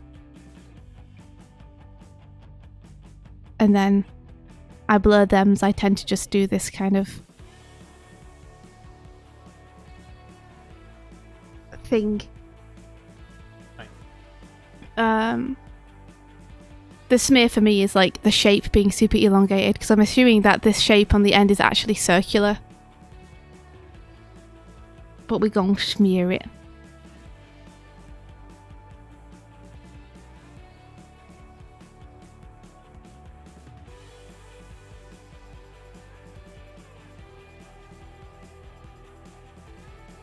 Like, even though you could have this overlap the character, it makes it super clear they've dodged if you leave enough negative space between the two. Because as humans, we still interpret things super graphically. So even if they could have ducked under it with it overlapping their face, if you make sure there's clear negative space between the two, it's very, very clear to the audience that it has not hit them. Mm-hmm. And then you have them pop back up here.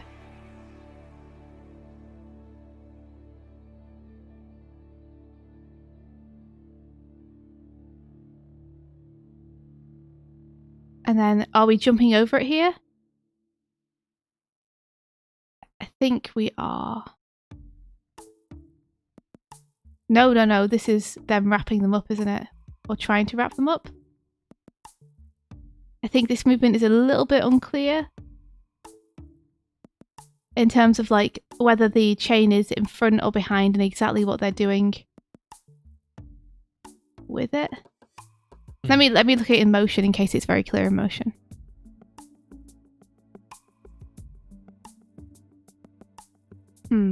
I think you could maybe make this a bit clearer if we saw a bit more of the character and we were like a little bit less close in on them. So if you send them a little bit more forward here and we have them like running, because they're still trying to get towards this character, right? Night, Verti. Night night, Verti. Get to bed, you nerd. Whoops. I always do that. There we go. And congrats again for you. Yeah, congratulations. Your boarding gig. Just gonna try and keep all the character positions the same in terms of the posing.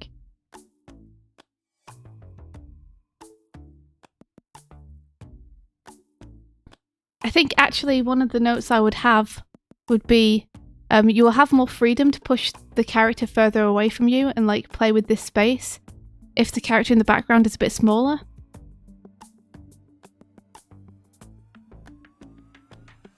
So I would maybe push this character to be like more like this size.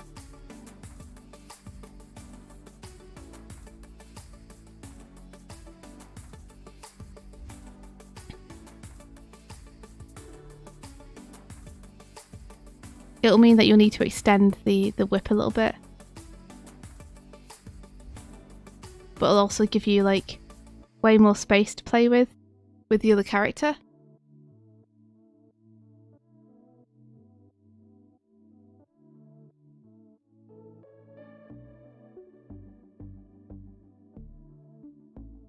And then when you do stuff like this,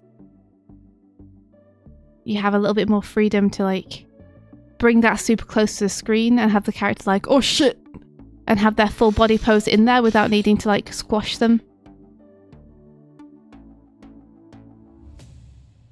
Oh. Excuse my wedges.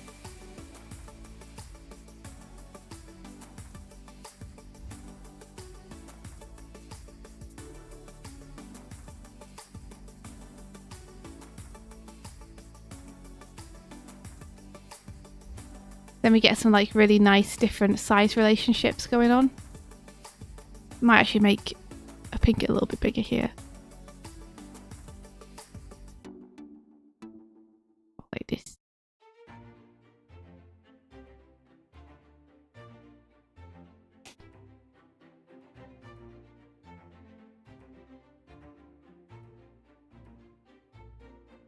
And it lets us stage things a little bit clearer. Because there's not so many silhouettes overlapping.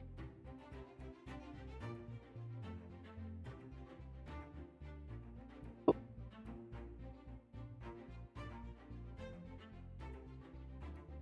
I really like the way that you're moving the camera around this scene.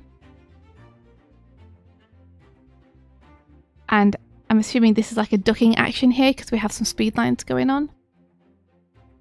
Yeah, and the ears are coming down as well.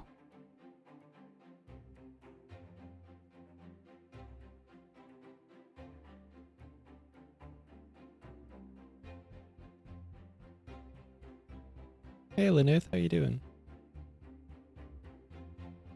So I just clarify the posing around this a little bit to make it super clear what's happening with the character and how they're avoiding the chain.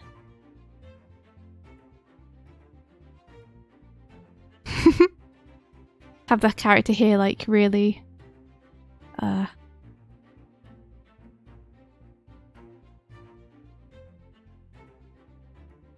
really like jumping out of the way of it.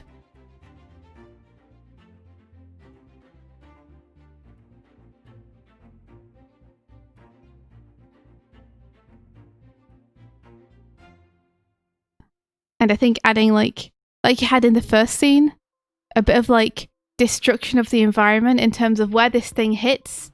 We have clouds of smoke and then we potentially have indents in the floor. Will really help you keep track of where the characters are in the scene too. Because it'll give us some landmarks to track with our eyes. Ah, cool. Yeah. Just seeing if there's another place where we have that.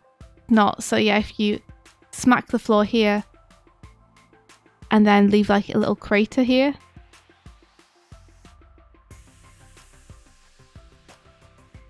I think it'll help us keep track of like where that happened in the scene and keep track of the characters' positions.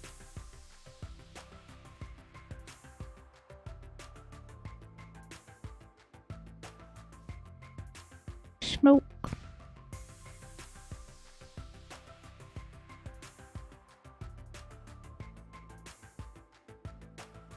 That's nice. Yeah, look at that. That's super nice. That perspective there that you're using, false perspective. So cool. Because it increases the threat of what's about to happen. Mm-hmm. I really like seeing you push like the weapons into the screen as well. That's really nice.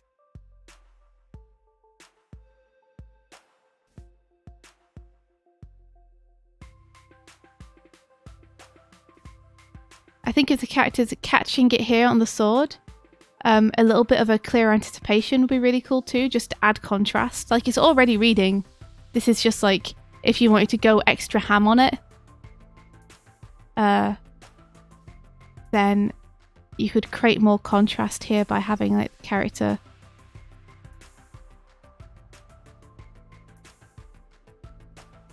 have the blade like this. And then like this. Yeah, that helps a lot. Let me get those nice sparks that you've already applied in there.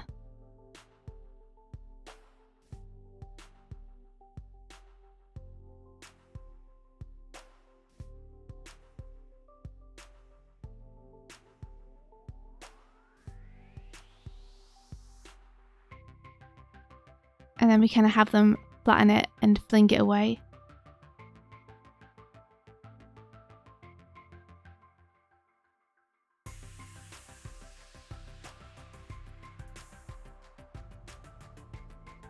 I need to just get that off there. There we are. I can see it a bit clearer.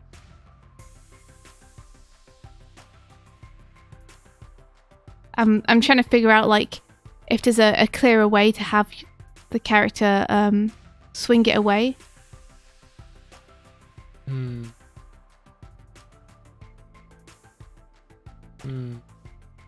What if the anticipation was over the other shoulder? So it was more like a cross. So it's like cross, smash, out, rather than out, smash, out. What do you mean out, smash, out? So you have them anticipate into the stage left, then you have them catch it, and then you have them push it away stage left again. Mm-hmm. But if they had it anticipate stage right, like over themselves, Mm-hmm. like defensively, and then they come in and catch it, they would have force of that to continue through.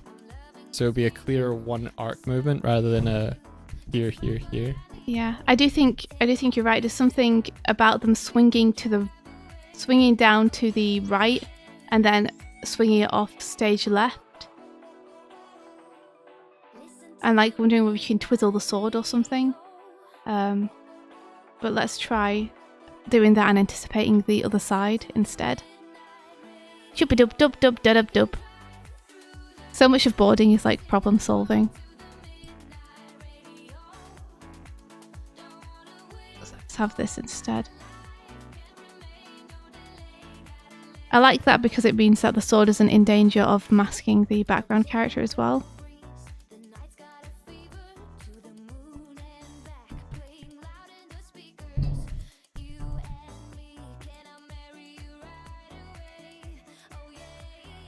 Oh, I scrub.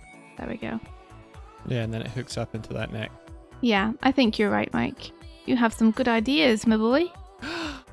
Hell yeah. Me? Ayo! Oh.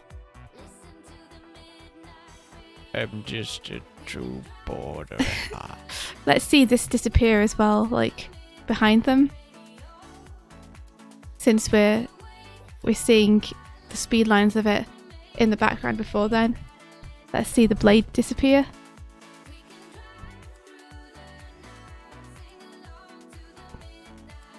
And then this. I think you could have a lot of fun bringing this closer to the camera too as it ravels around them. So really Thanks for the follow. Welcome in. Thank you. Really have it.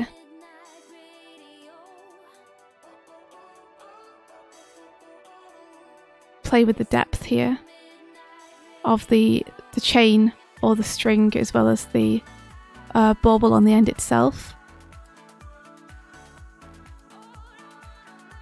So Thick does to the thin. end of the chain change, or does she have a couple of different ones? Because there was a scythe at the end, and then it's back to being a ball. Is there like one weapon at one side and one at the other? Pen will be able to answer that. Yeah. I kind of assumed that it was either one at either end, or there are two different weapons, but It's a Kusari Gamma. Okay, let me look that up.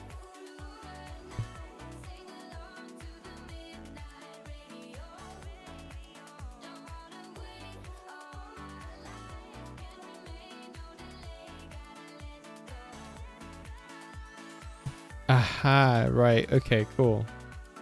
Nice. That makes a lot of sense now. have fun with depth here. Boop, boop.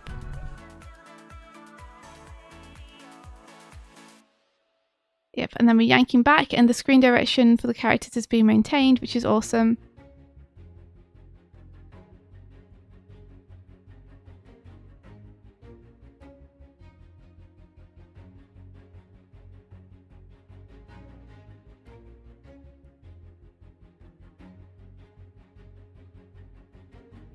Man, that's an epic weapon.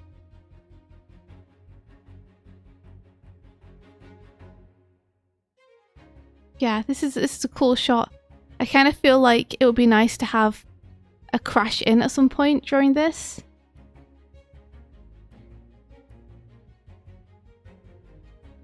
Or a crash out. By which I mean to either have like this extremely close to the camera, traveling in and out of cam as well. So to have it maybe like start here, and then we're like overtaking the camera with it, and then we're like here, like you're doing it a bit here, I can see it.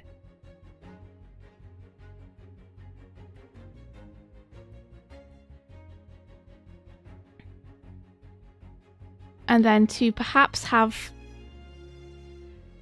like this framed much closer in.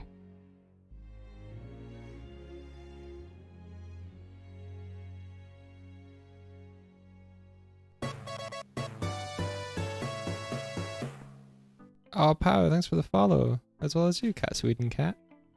Thanks for coming by. Really appreciate it. Thank you. So that we can have a nice moment here where the characters are kind of like pop, pop, pop, pop, pop, pop, pop, pop, pop. I drew the head too close.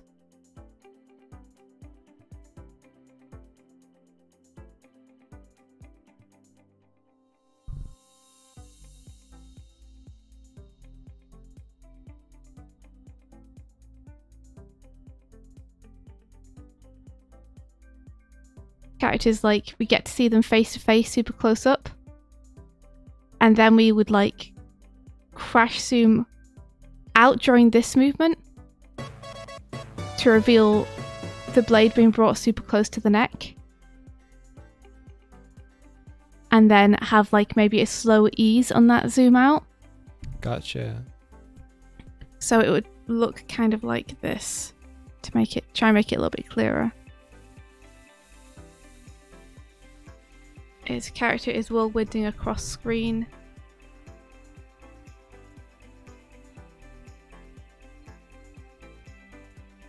Character comes out of whirlwind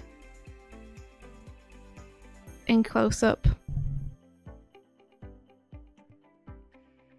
and is being pulled by this character. Character is pulled into face-to-face confrontation with other character.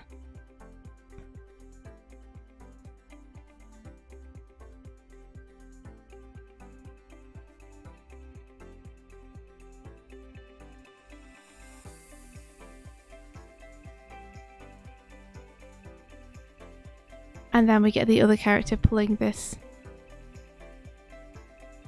knife on them.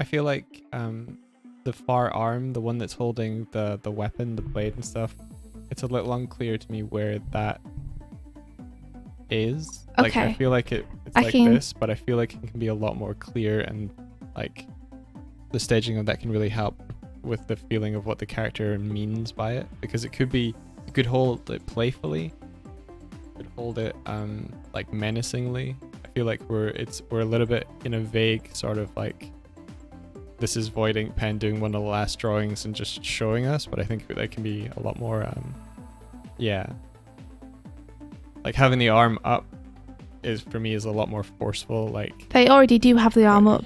okay, It's just like the silhouette's not clarified gotcha. because it's kind of lost behind the head. Yeah, So if you push that a little bit, yeah, there we go. separate the silhouette out.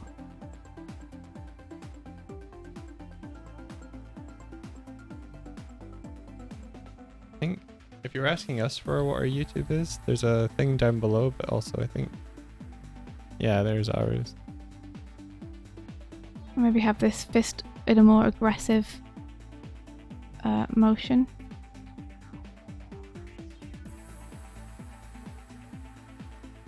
I'm gonna change that method.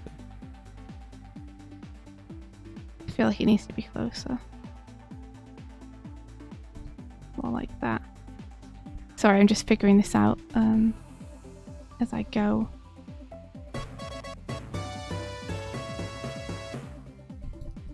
But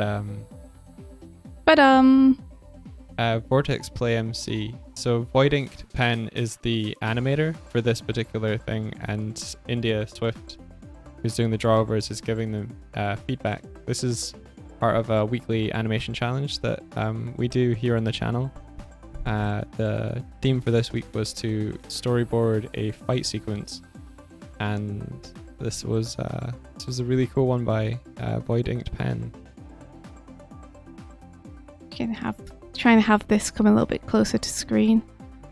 I'd love to do some like really cool perspective stuff with this blade, if possible. I think it would take a little bit of trial and error to figure out how that shape would be best shown coming forward in space, but I think that'd be super cool. And then, whoop, done it again. There we go.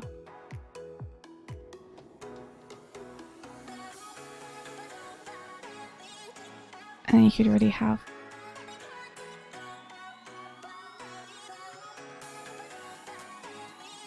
the other character like trying to crane their face away from it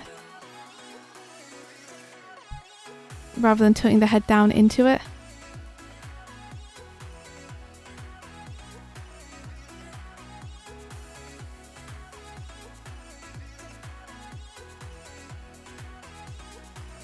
And have all the force coming from this hand, like holding them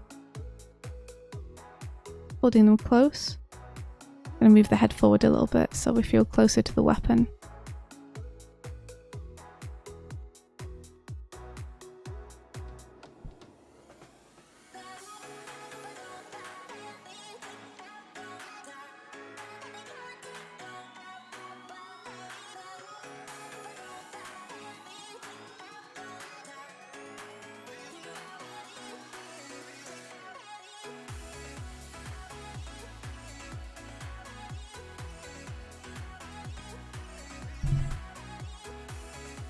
You know what?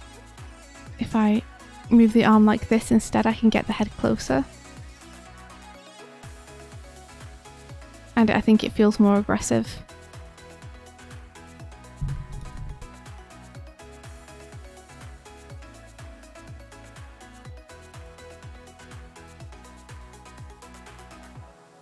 Now we can have them lean forward a little bit more without Nice. losing that silhouette.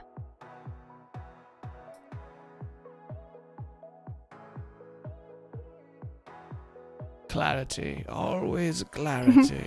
It's all about like really making those poses super readable. And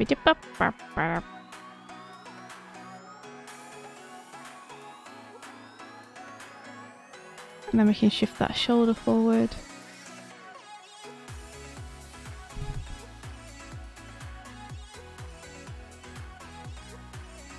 What you laughing at? I'm laughing at the expression that you put on the captured the hostage. It's like, oh, I done goof. Alrighty, you. I think you've clarified it enough. It's hard for me to let stuff go unless I'm happy with it.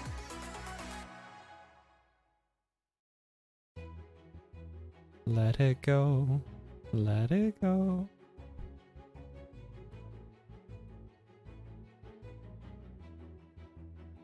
I've probably talked about this before, but does anyone else get really irritated that when she sings Let It Go, the next line is I am one with the wind and sky instead of I am one with the wind and snow?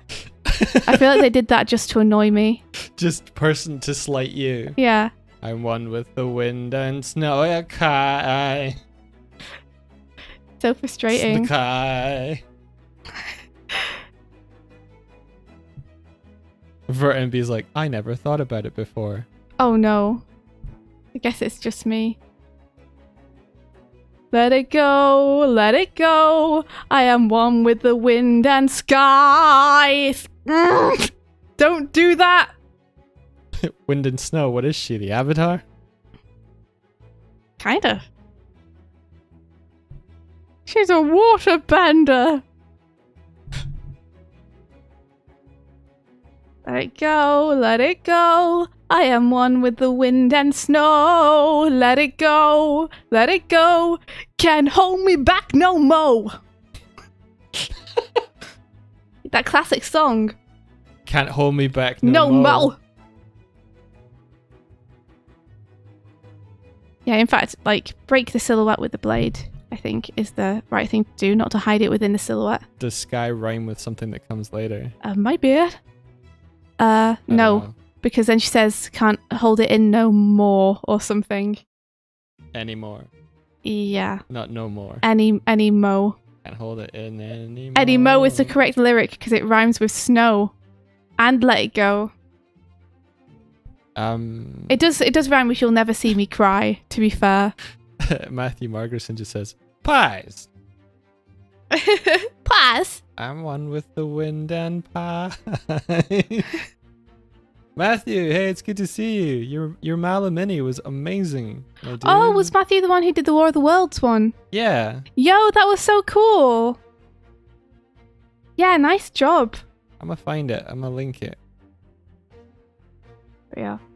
So I think just clarifying that pose a little bit will really help. And having like a nice like crash zoom out as the blade is brought up. You can bring the blade up like in the super close up and then crash out to show like the full situation.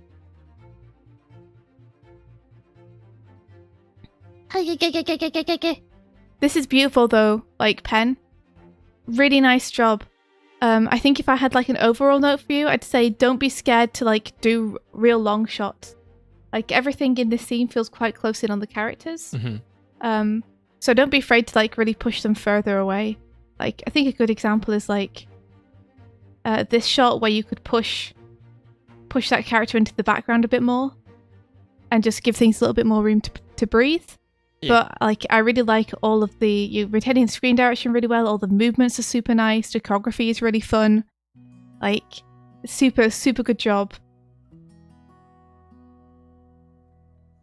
Like you could clarify a bit of the posing around this section, but other than that, I think this is a really cool fight. I love it. I love all the movement. I love all the posing. Good I love stuff. the way you're going in and out of the camera. That's really fun. Super nice. Good job. We're on to Kevin's. Kevin! Kevin! Kevin! Oh my god, Kevin! Kevin! Look at this grid. And then this perfectly flat door on top of the grid. I feel like you're mocking me, Kevin.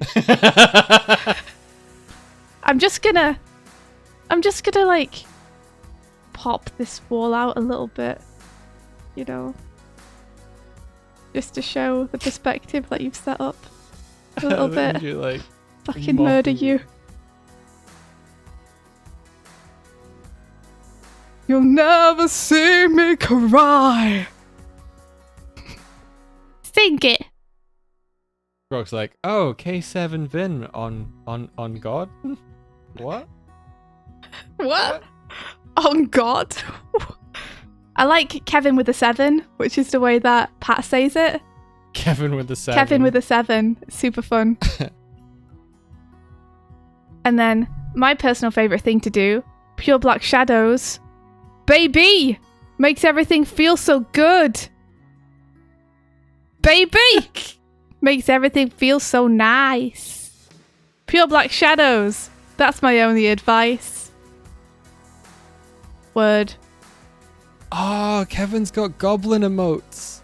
Kevin, what? Oh. Oh, that's adorable. It's got eyebrows. That's adorable. Goblin is Kevin's doggo for anyone who doesn't know in chat. He's such a good boy. Good emote. Good boy. Good boy. Good boy. I feel like I'm not conveying what I want with this store properly, but Pure Black Shadows are great because you can show that this little bit is overlapping the lip there. How wonderful. How wonderful. All work and no play makes Kevin a dull boy. Because you're referencing the bleeding door from like The Shining. Use perspective. We haven't even gotten to the animation yet. Oh geez, I haven't even played it. Okay. I'm sorry. I got triggered by the grid. You got so fucking triggered. Oh no. Okay. I'm gonna play it now so we can see what actually happens. Let me turn my note off. Okay. There's a whole storyboard, it's just a door. I love your fight scene, Kevin. I'm sorry. Alright. Oh! The way this moves. Whoa! It's Bloodborne. Bloodborne! Oh, yeah. Oh. No, Parry. poor Wolfie boy! It's going to get... Yes! Got parry stabbed. Poor Wolfie boy. I'm sad.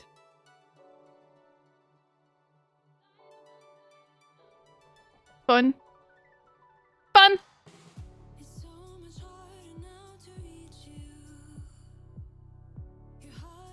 Can't believe the door died. Yeah, I mean, it was my favorite character. You guys know. It was my favorite character. Okay, so the perspective does change, which would make it difficult. I Yeah. understand why it's flat now. If I'd have like actually played the animation before diving in, He could have done it. He's done this in Blender, so he could have done the drawing and have it be fine. that's true. Yeah. But yeah, it's cool to see him using Blender to get these cool perspective shots. I kind of feel like since we have this nice little zoom in on the door here,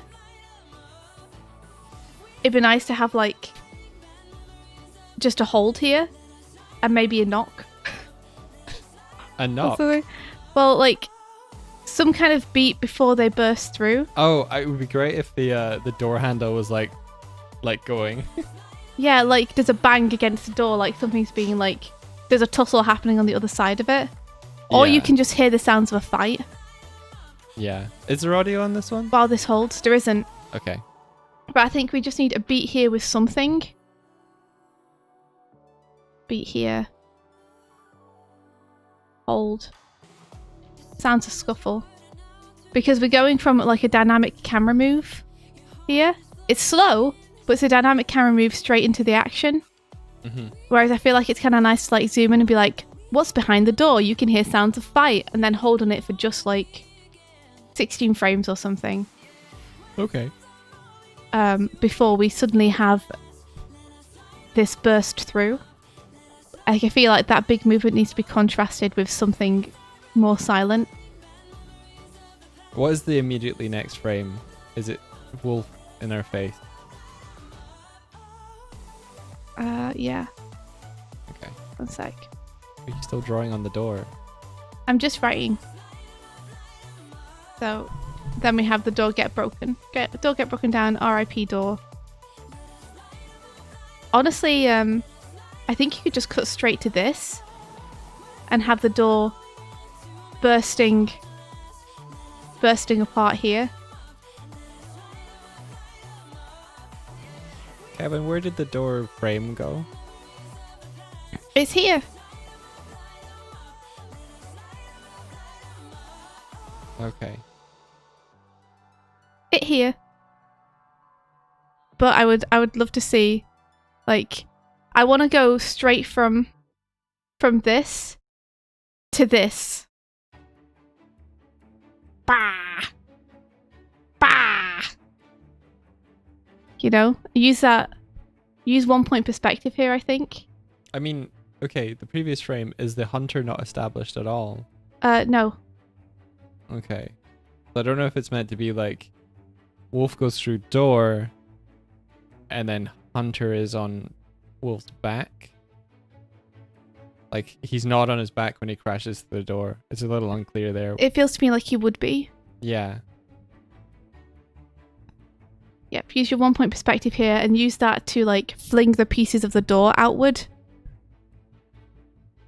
Yeah, so from the looks of it, the hunter's got like the saw blade and his arm is around the wolfie's neck. Yeah.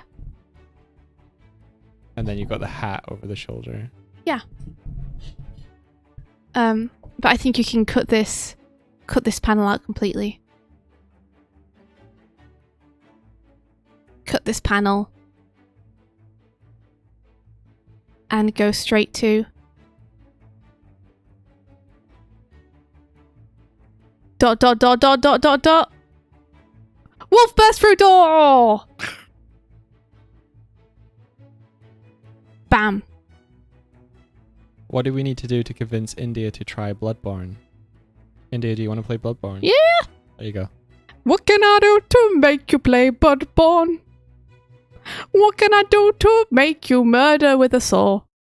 Murder with a saw. Wolf burst through door. There. That's my note. The end. Yeah, and you can have a lot of fun, like, really forcing pieces of the door to go close to the camera and burst past the camera. So then we track upwards, which is nice, and we get the wolf throwing the character off the back, and then we're establishing that the hunter is on the left, the wolf is on the right. Makes complete sense. Looking good.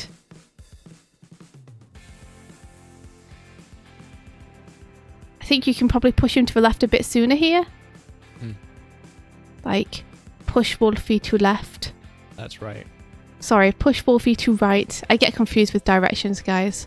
Which makes it very difficult to be a boarder and animator. Luckily I have Mike here to call me out. Luckily I have Mike here to call me out when I do it, so that you guys don't get too confused. Sorry, so yeah, push him to the right here. Or push the camera more to the right sooner. Push Wolf to right sooner. So you have a bit more room for this throw. Push the wolf. Push the wolf. Push the wolf. And then this is nice. Get that nice floor plane on there. I'd love to see, like, more perspective. More perspective.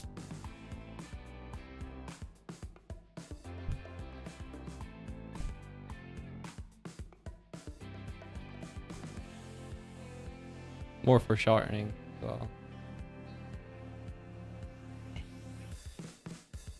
Yeah, really, like, push that leg close to the camera there. Nice. Feels a little bit big on that roll there. I think that probably he would be more like this kind of size.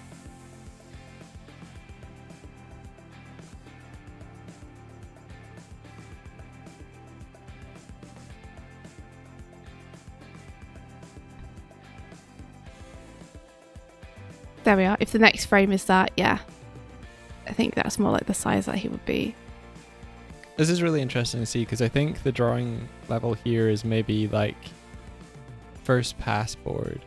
Yeah, this is Scribble Pass. Yeah, which is it's cool because you can see how the motions and all the decisions are being made. But there's a little bit lacking in the character acting, just a tiny bit. I don't think it matters too much though, like in an action board like this, because you're not even seeing the character's face, you know? Yeah. No, I meant more like body language acting. But I also know that Kevin did this while he was watching me play Bloodborne, so... Nice. So you could hold there for a few more frames. Just like have this quiet beat for maybe 6 more frames or something. And then we have this nice dash into camera. Love that. Really like this. Have the cam shake as he goes past to show how fast he's going. Cam shake. Oh! Whip pan. Oh yeah, that might have been the last challenge. Oh, it's blurring together, Kurzik. I think a whip pan would be nice here. So, again, a whip pan is where we disguise a cut in a cam move. So, you would have this frame, which is his cloak just disappearing off here with the smoke there and the grid here.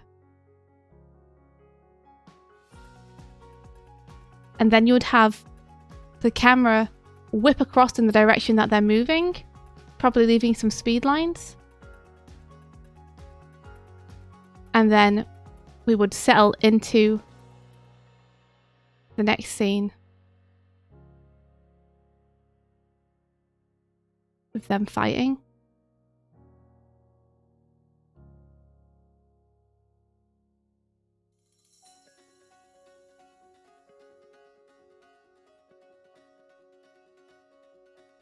Like so. It feels like a good excuse to have a whip pan here. Especially since they're essentially like...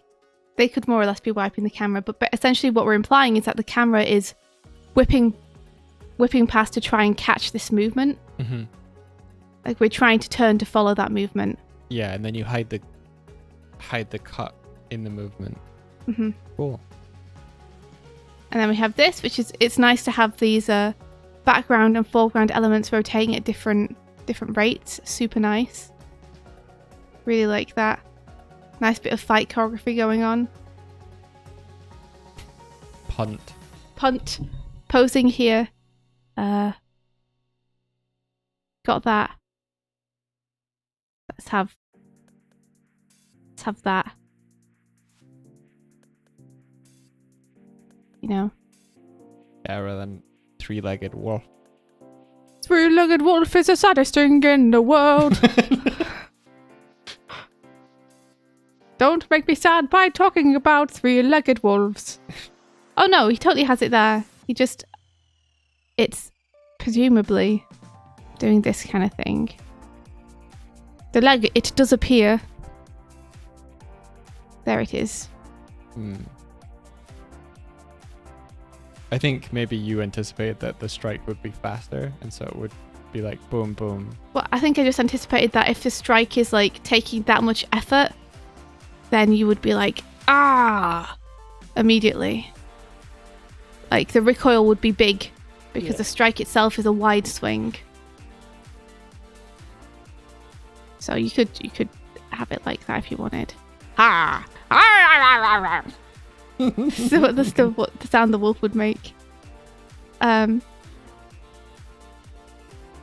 Nice cut here. You can see that we're cutting from point of interest to point of interest. Super cool.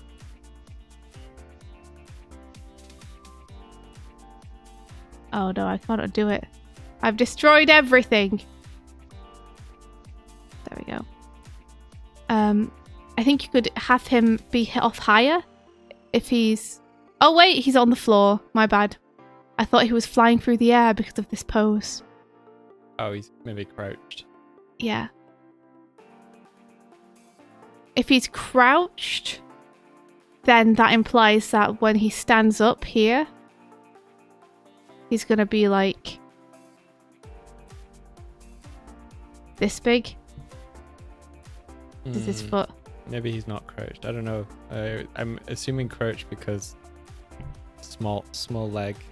Small leg. So yeah, no. If he's not being hit through the air, then that's totally fine. But then I'd beware of this. Beware of this pose. Watch the wolf Clarify it a in little the bit. next couple of shots because it moves as well. So I don't know if we raise up.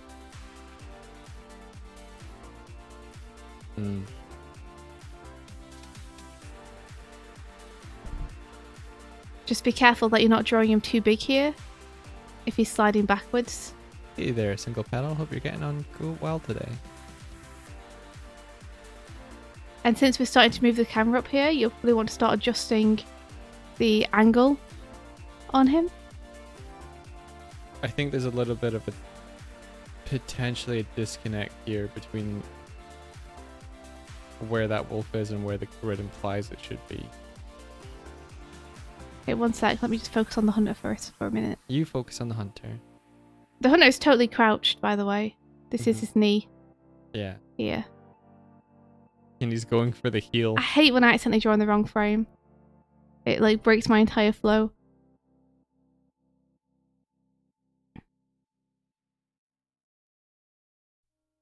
But yeah, look to adjust to perspective here as we start to pan up.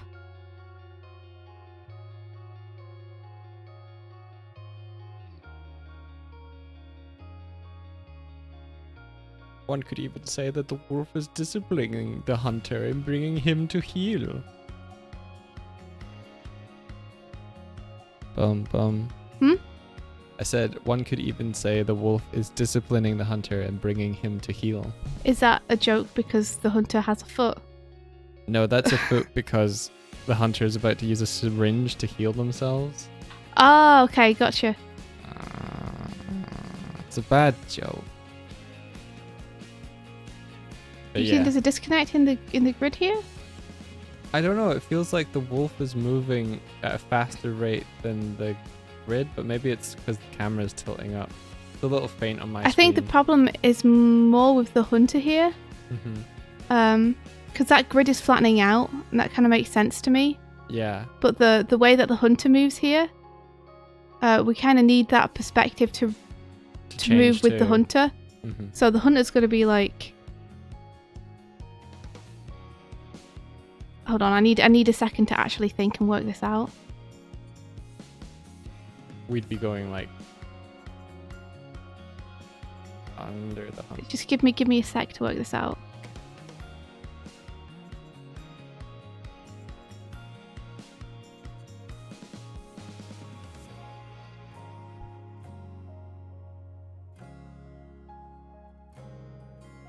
So yeah, when he turns towards camera, we're going to want that shoulder to be higher. Because think about him as cubes, and think about where the perspective grid is. He's above the perspective grid now.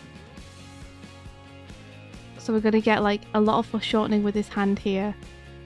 We're going to get that shoulder being angled up there. And if he's looking down like this, it's going to be more like that kind of thing.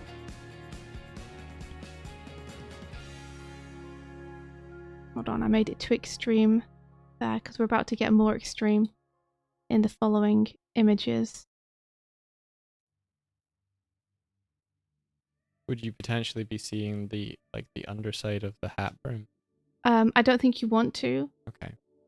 Because I think this is like an identifying thing of the hunter. Okay. Is that the hat brim is always like the hat brim will flatten out, but you won't necessarily see underneath it, I don't think. Yeah, I got you. Because the hat brim like really comes over the face with these hunter designs. Fun fact, I've been drawing my my dad and my character with the kind of like box art hunter hat that has the sort of like frayed things at the back in like promotional art, and I didn't actually get that hat until last time I played. I didn't know where it was, but I have it. Okay, so he picked it up here. Let me just erase this.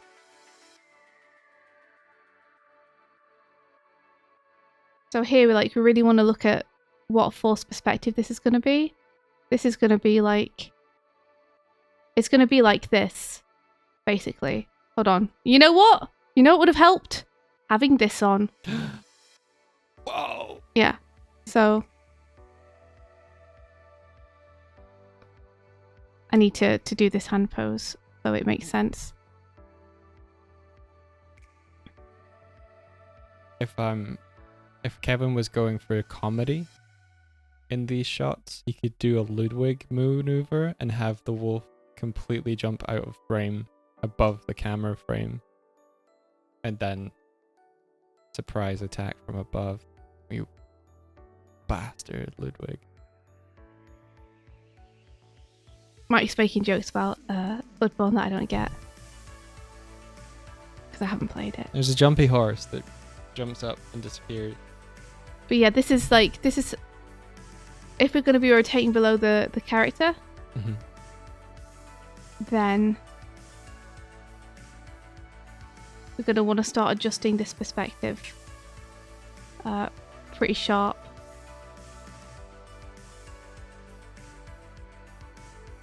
So that when we end up... Whoops. I hate that. I hate it so much. When we end up here, we're really below the character. Looking up at this thing.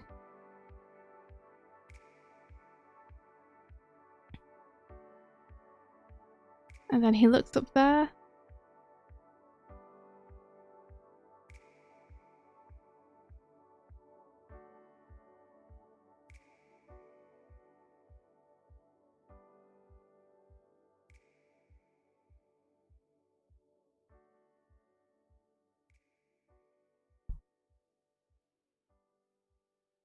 And then he can go into this because he's being pushed backwards. Chomp. So we'll need a little bit of a pan over here. Just because he's going to be pushed backwards off screen with his shoulder. So in order to frame it like this, we're going to have to pan over a little bit and move with him. So pushed back. And then we need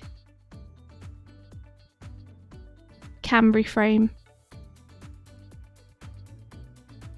to this shot. Good night, Eternity Glitch. Thank you for coming by. Yeah, thank you very much. May your dreams be filled with turtle.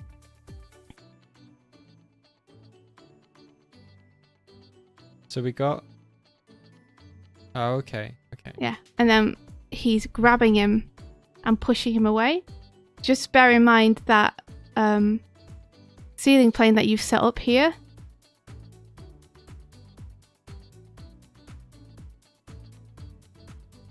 you might want to push this dude a little bit lower in frame and have the hunter more like this kind of dealio.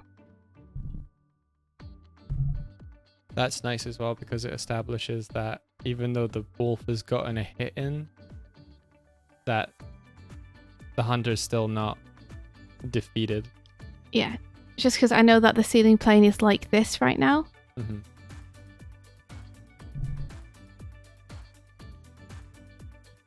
And this is nice.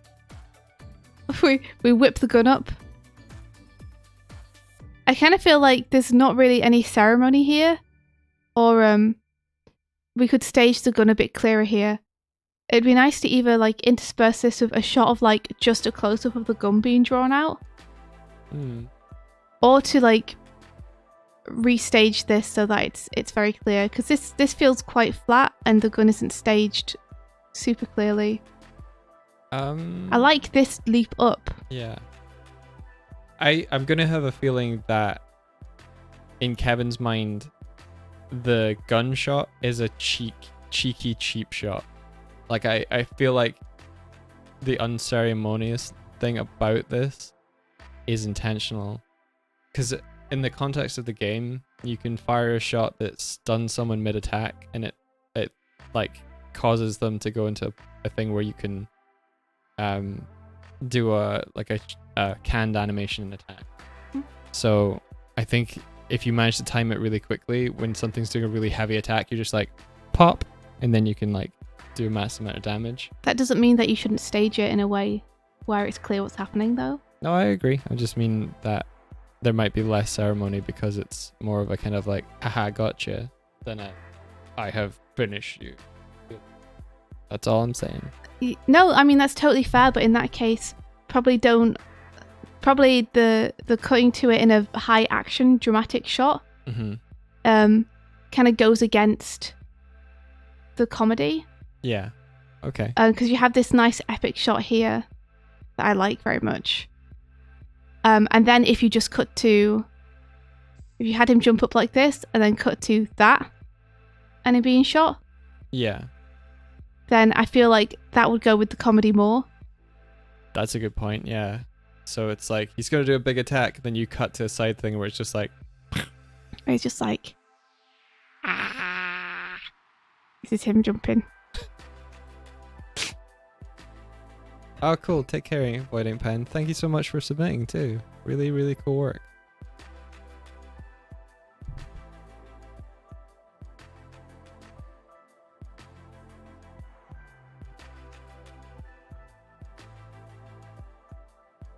Oh, you're both accounting majors in college. Oh.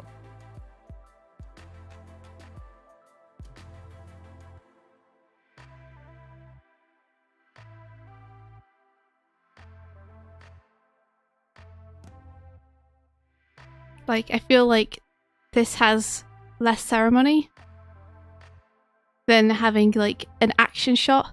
Yeah. And then staging the shot within the action shot.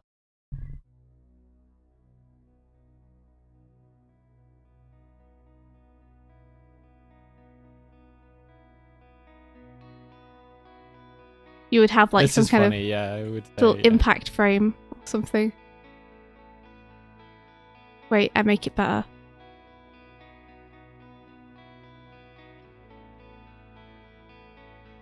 There.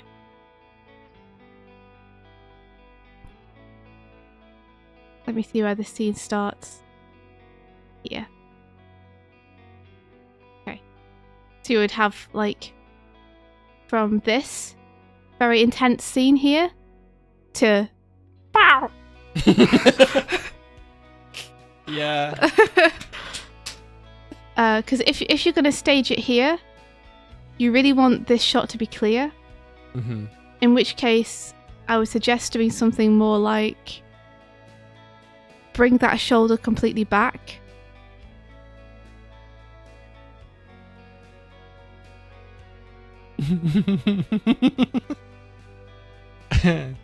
Yeah, I think you've plussed that in there. And then have the gun like break the silhouette and be out in the open so it's super clear what it is. He's like, bish!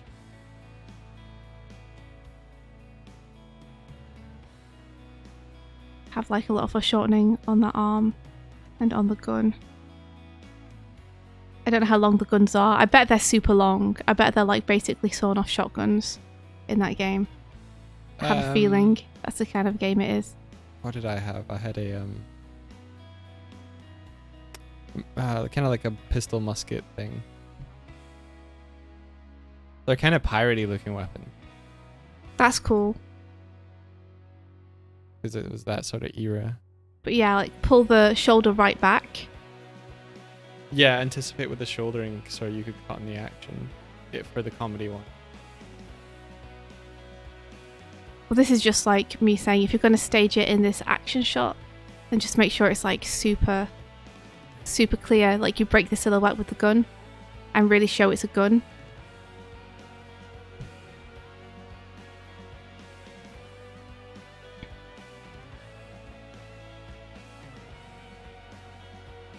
And then I'd like bring this claw closer to the camera so he's like, I'm a claw you bitch!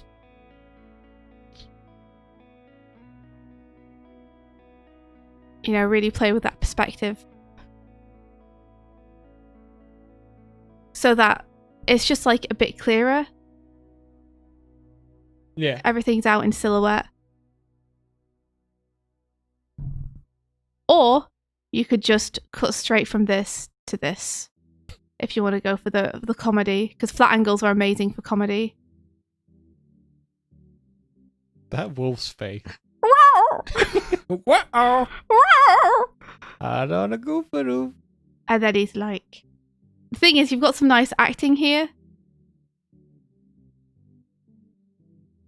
Because I'd be tempted to just then be like, eh.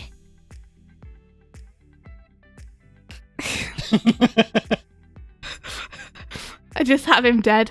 But you've got this nice acting where now we have to finish the job. Yeah. I think part of the problem is that you've staged it here like he's jumping very close to him. And then when we cut here, he's actually quite far away. So you could have a shot here of him like landing. So he's like, wow! And then he like he lands and he's like, oh, that hurt, you asshole. Why? Oh. And then you could have a shot maybe of him kind of stumbling back and do the acting in this shot.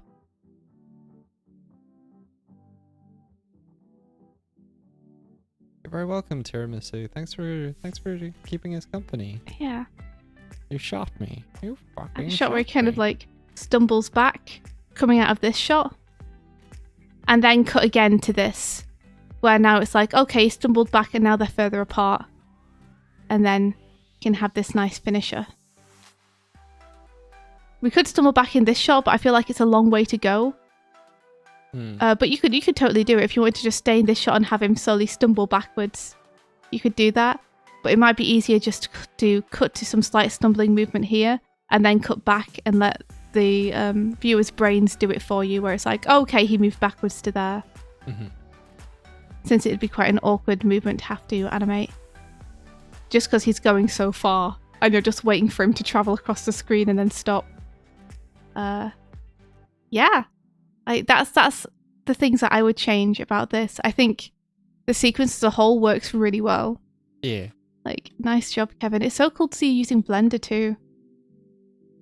All the screen directions are consistent though. All my notes are just like things you could potentially push compositionally. And in terms of perspective here. Oh! I drew on the wrong drawing again. Mercy! Oh, no. There we are. Yeah.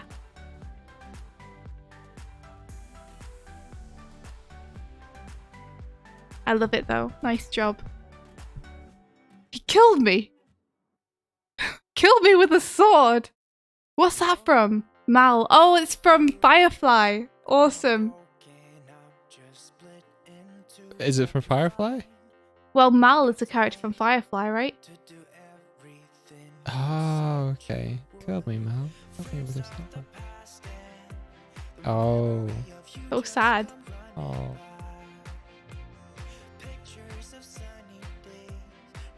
Alright, let's move on to the next one. Nice job, Kevin. Nice job. I love these action balls, guys. You guys are all doing such amazing work. This is Grog. I know because I know. You know because you know. I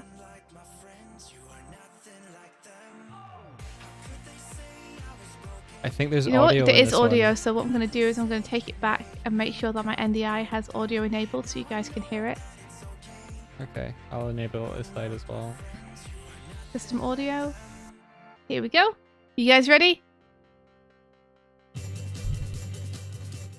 Are you sure you don't need backup? This guy looks like he means business.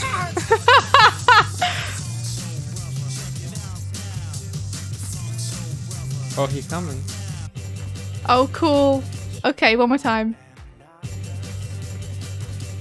Are you sure you don't need backup? This guy looks like he means business.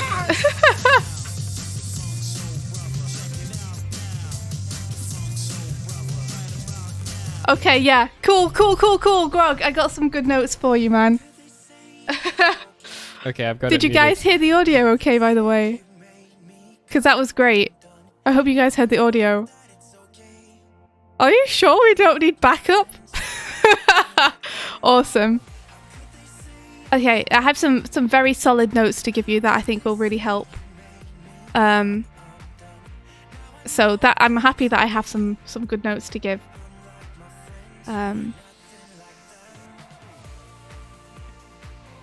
So I think a few more panels would be nice, just in general, with him running here. But I do like the drawings you've got. I think maybe you were just like, you wanted to make nice drawings, so you took a bit more time on them, but did fewer of them. But it'd be great to have just like a few in betweens here of him like, oh, this is me running. This is like the only. This is as detailed as you need to go with it, by the way. He's like, here I go. Now I'm over here. Yeah. And then he's presumably like coming towards camera. Ah, I'm a coming. Oh. Yeah, and then. So let me just move these so they are properly in between. Yeah, if you establish your model in like one of the first ones, you can shorthand it later. Yeah, I'll just use the mannequin technique. Like you guys are seeing my mannequins. These are what I use. Mm-hmm. And when I need to show center lines, I just pop them on.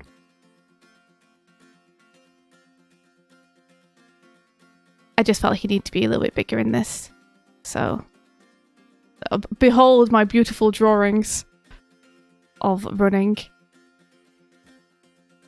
So, like, I would just pop the center line on there. Like so.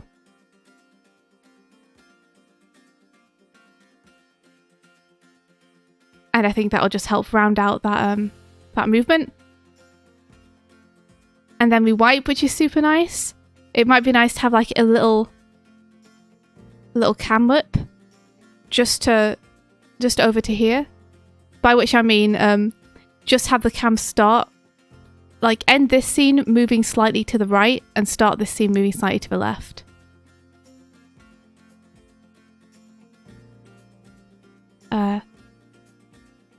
Cam move at end. And then this will be a cam move at beginning. So we would both go to the right. Uh-huh. Okay. Because we're continuing that movement. Okay. We're cutting on cam move, essentially. Okay.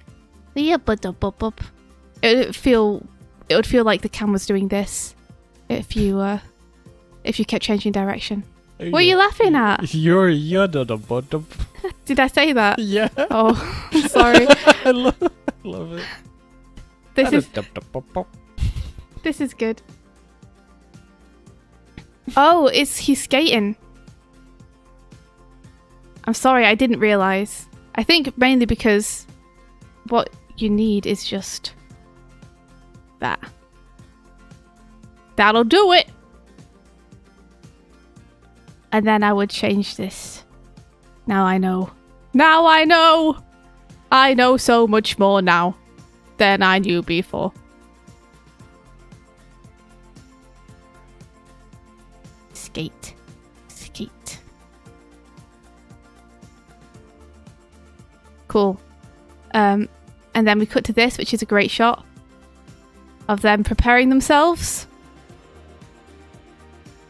And then this is a good shot. I have a suggestion for this shot because he's turning and talking to his pal, right? Mhm. So rather than just stage it with just him, put his pal in there too. So let's have this dude here looking determined. So determined.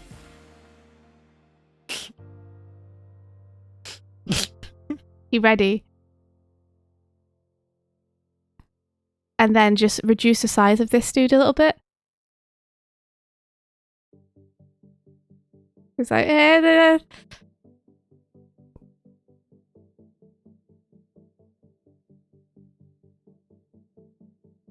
In fact, you know what? I'm just going to increase my brush size. Have this dude way bigger. And then we can keep the size of his friend pretty big too.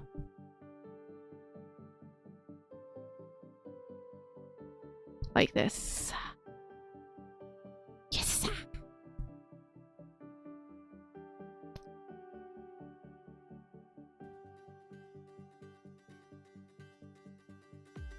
And then we have his friend is like, dude, I don't know about this, dude.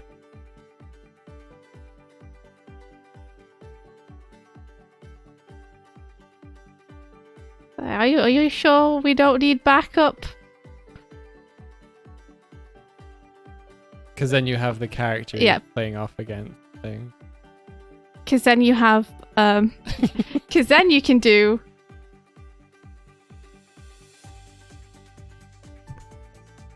this as he gets elbowed in the face by this dude.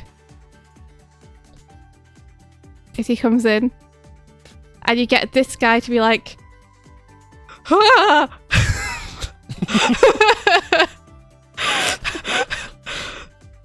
As he comes in.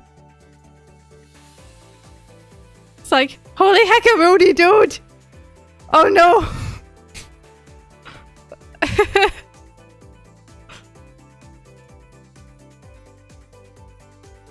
I love that you were super trying to clarify the pose and the reading and like in two feedbacks before, and now you're like squiggly line faces.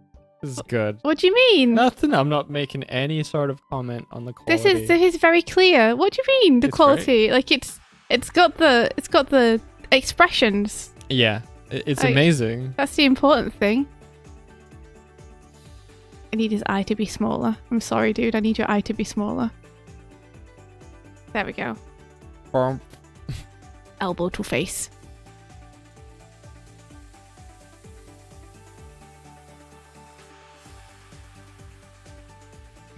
Yeah. So you get to set up these two characters together, and then when that happens, you get to see this character's reaction too. And then you can have them like disappear off this way. And I'll tell you why that's important in a sec.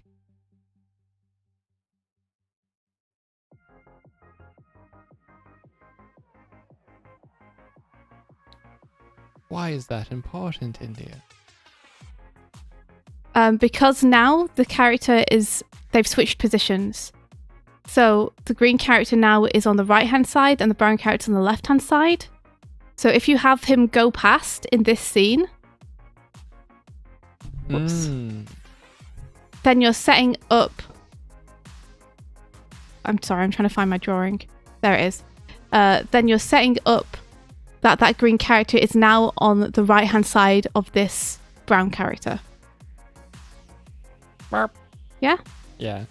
So him punching him off screen and then potentially having like just the skate as he's going.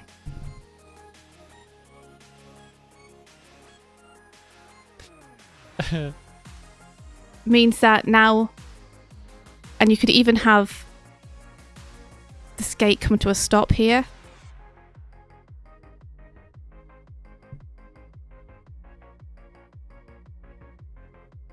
So we can kind of see that the relationship between the two characters here.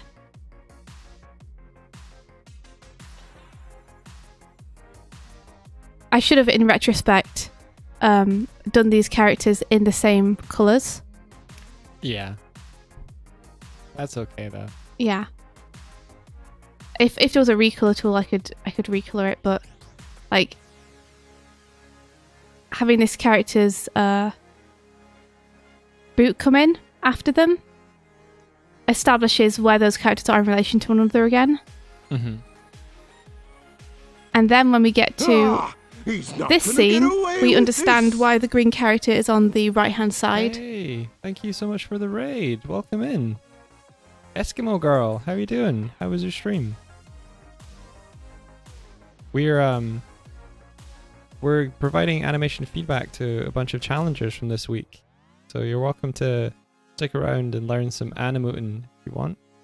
Yeah. We're currently reviewing a submission by Grog, or Grogro on Twitch. The theme for this week was to storyboard a fight choreography. And I think this might be Jet Set Radio inspired, I'm not sure. But it's characters on skates fighting one another. I'm into it. So yeah, now we understand very much where the characters are in relation to one another, which is great. Yeah, them turning around. Very cool. And then this character runs off to the left here.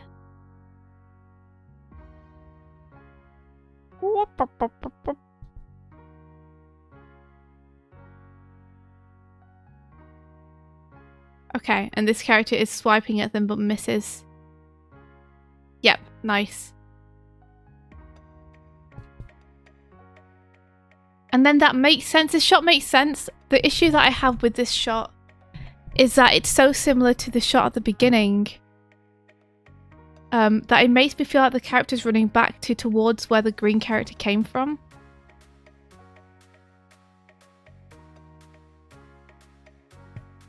So I don't know if it might be better to have...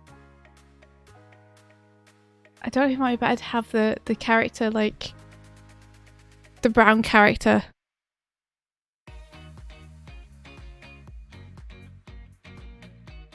running this way towards us and framing the green character behind them in the background.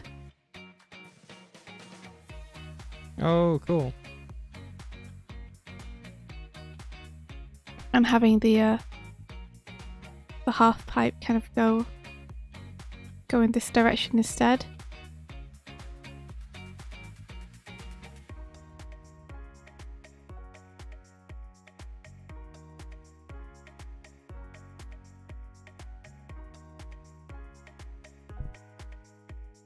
Oh, hey, pal bro. How you going, dude? How have you been, pal bro? Just because, like, I worry that the similarity between this composition and the composition you have here makes it feel like they're running back to where the green character came from. Rather than towards the blue character. Well, I mean, he is running back to where the green character came from, isn't he, actually? He totally is. In which case... let me delete this. You probably want to have your hi-fi at the back there. Gotcha. Just to give you a sense. Hey, thanks for the follow.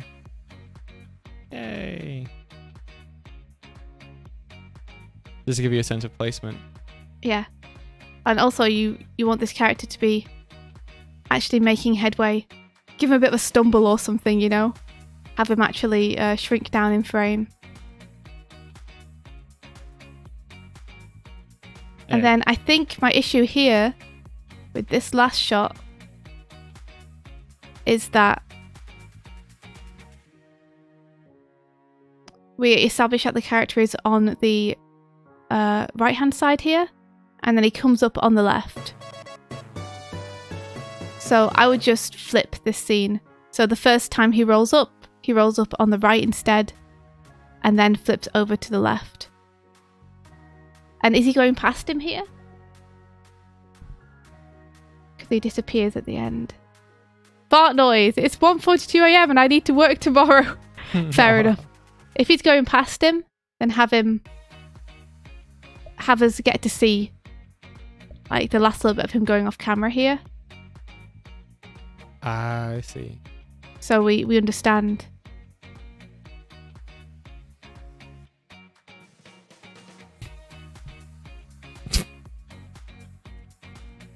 No. Oh shit, don't. He found me. I don't know how, but they found me. Yeah, and those are my notes on this. Other than that, I think it's reading super well. It's a little bit difficult with a half pipe like this because both ends look symmetrical. It's kind of difficult to keep a sense of place and direction. Mm-hmm. You could, as a shorthand, you could color code one side or put like graffiti on one side and not the other. Yeah, that'd be cool. Put graffiti on it. It's a good idea. But yeah, I mean, I'd love it if he did like some weird doofy kind of stumbles here where he's like, oh, I'm running. Oh no, I fell. Your TMNT is showing. I'm running. Oh no, whatever. Ah.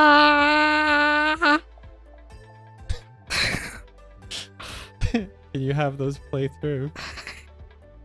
Yeah. Let me just figure out which foot's going first. Just be like, oh jeez. Oh no. You'd have to have it at the beginning though. Yeah. Let me so you have time to recover afterwards.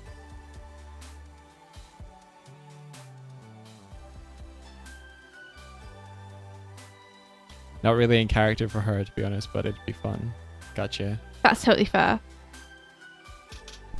That makes sense. Yeah. Oh jeez.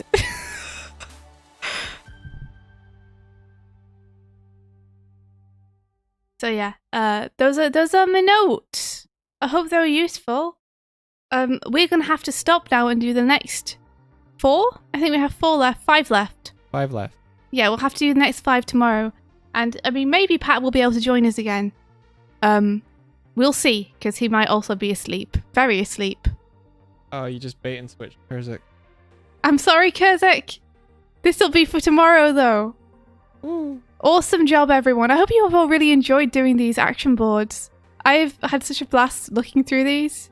It's so cool to see the scenarios you guys are coming up with. Yeah, it's super cool. I was just going to ask whether you know what the next week's challenge is.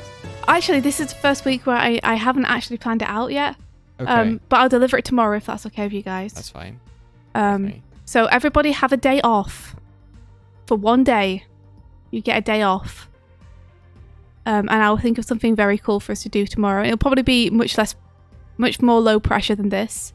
Mm-hmm. Just because this last one, like doing a sequence has been a fairly intensive challenge. Yeah. So the next one will probably be a bit of a smaller one.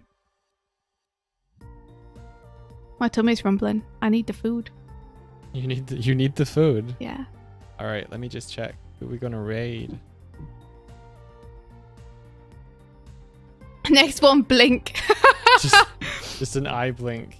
It has to be the best animated eye blink you've ever seen, though. I do need a slice of bread. I had a slice of bread that had been heated up in some kind of machinery with butter on top of it this morning for breakfast. Are you talking about toast? Yeah. Why do you... Okay. You had a piece of bread that had been heated up in some kind of machinery that I can't call a toaster because then it would give away that what I was actually eating was buttered toast. Yeah, who knows what kind of machinery it was. We don't have any butter. Did you say butter? Declan, don't listen to this pod. I know it's too late if you're hearing me say that after I've just admitted that I used your butter, but... Let's see. Oh, Ninja Girl Emily, that is exciting news. Thank you for sharing it. That's so cool. We're gonna raid Clyde. Let's do it. Awesome. Let's go and say hi to Clyde. For those who don't know, Clyde is the artist behind Bitey of Brackenwood, and he's currently working on a Bitey of Brackenwood movie that Like he's doing like a 20-minute long feature movie that he's animating himself, and oh my gosh, guys, it's looking so good. He's extremely like friendly and open with his knowledge too, open to answering questions. So check him out, check his work out, and have fun at his stream. And if you want to ask him anything, I'm sure I'd be happy to share some animation advice with you guys. Yeah, he's really approachable, friendly, and just a really great animator. Really cool person to help support the community. Abimation, you might be onto something there. A food animation. Mm-hmm. You might be onto something there, I think. Okay. Yeah.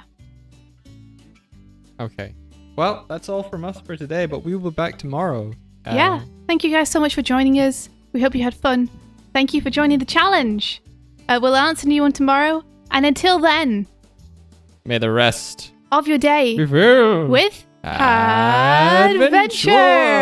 Thanks everyone. Take care. Have a Bye-bye. great day.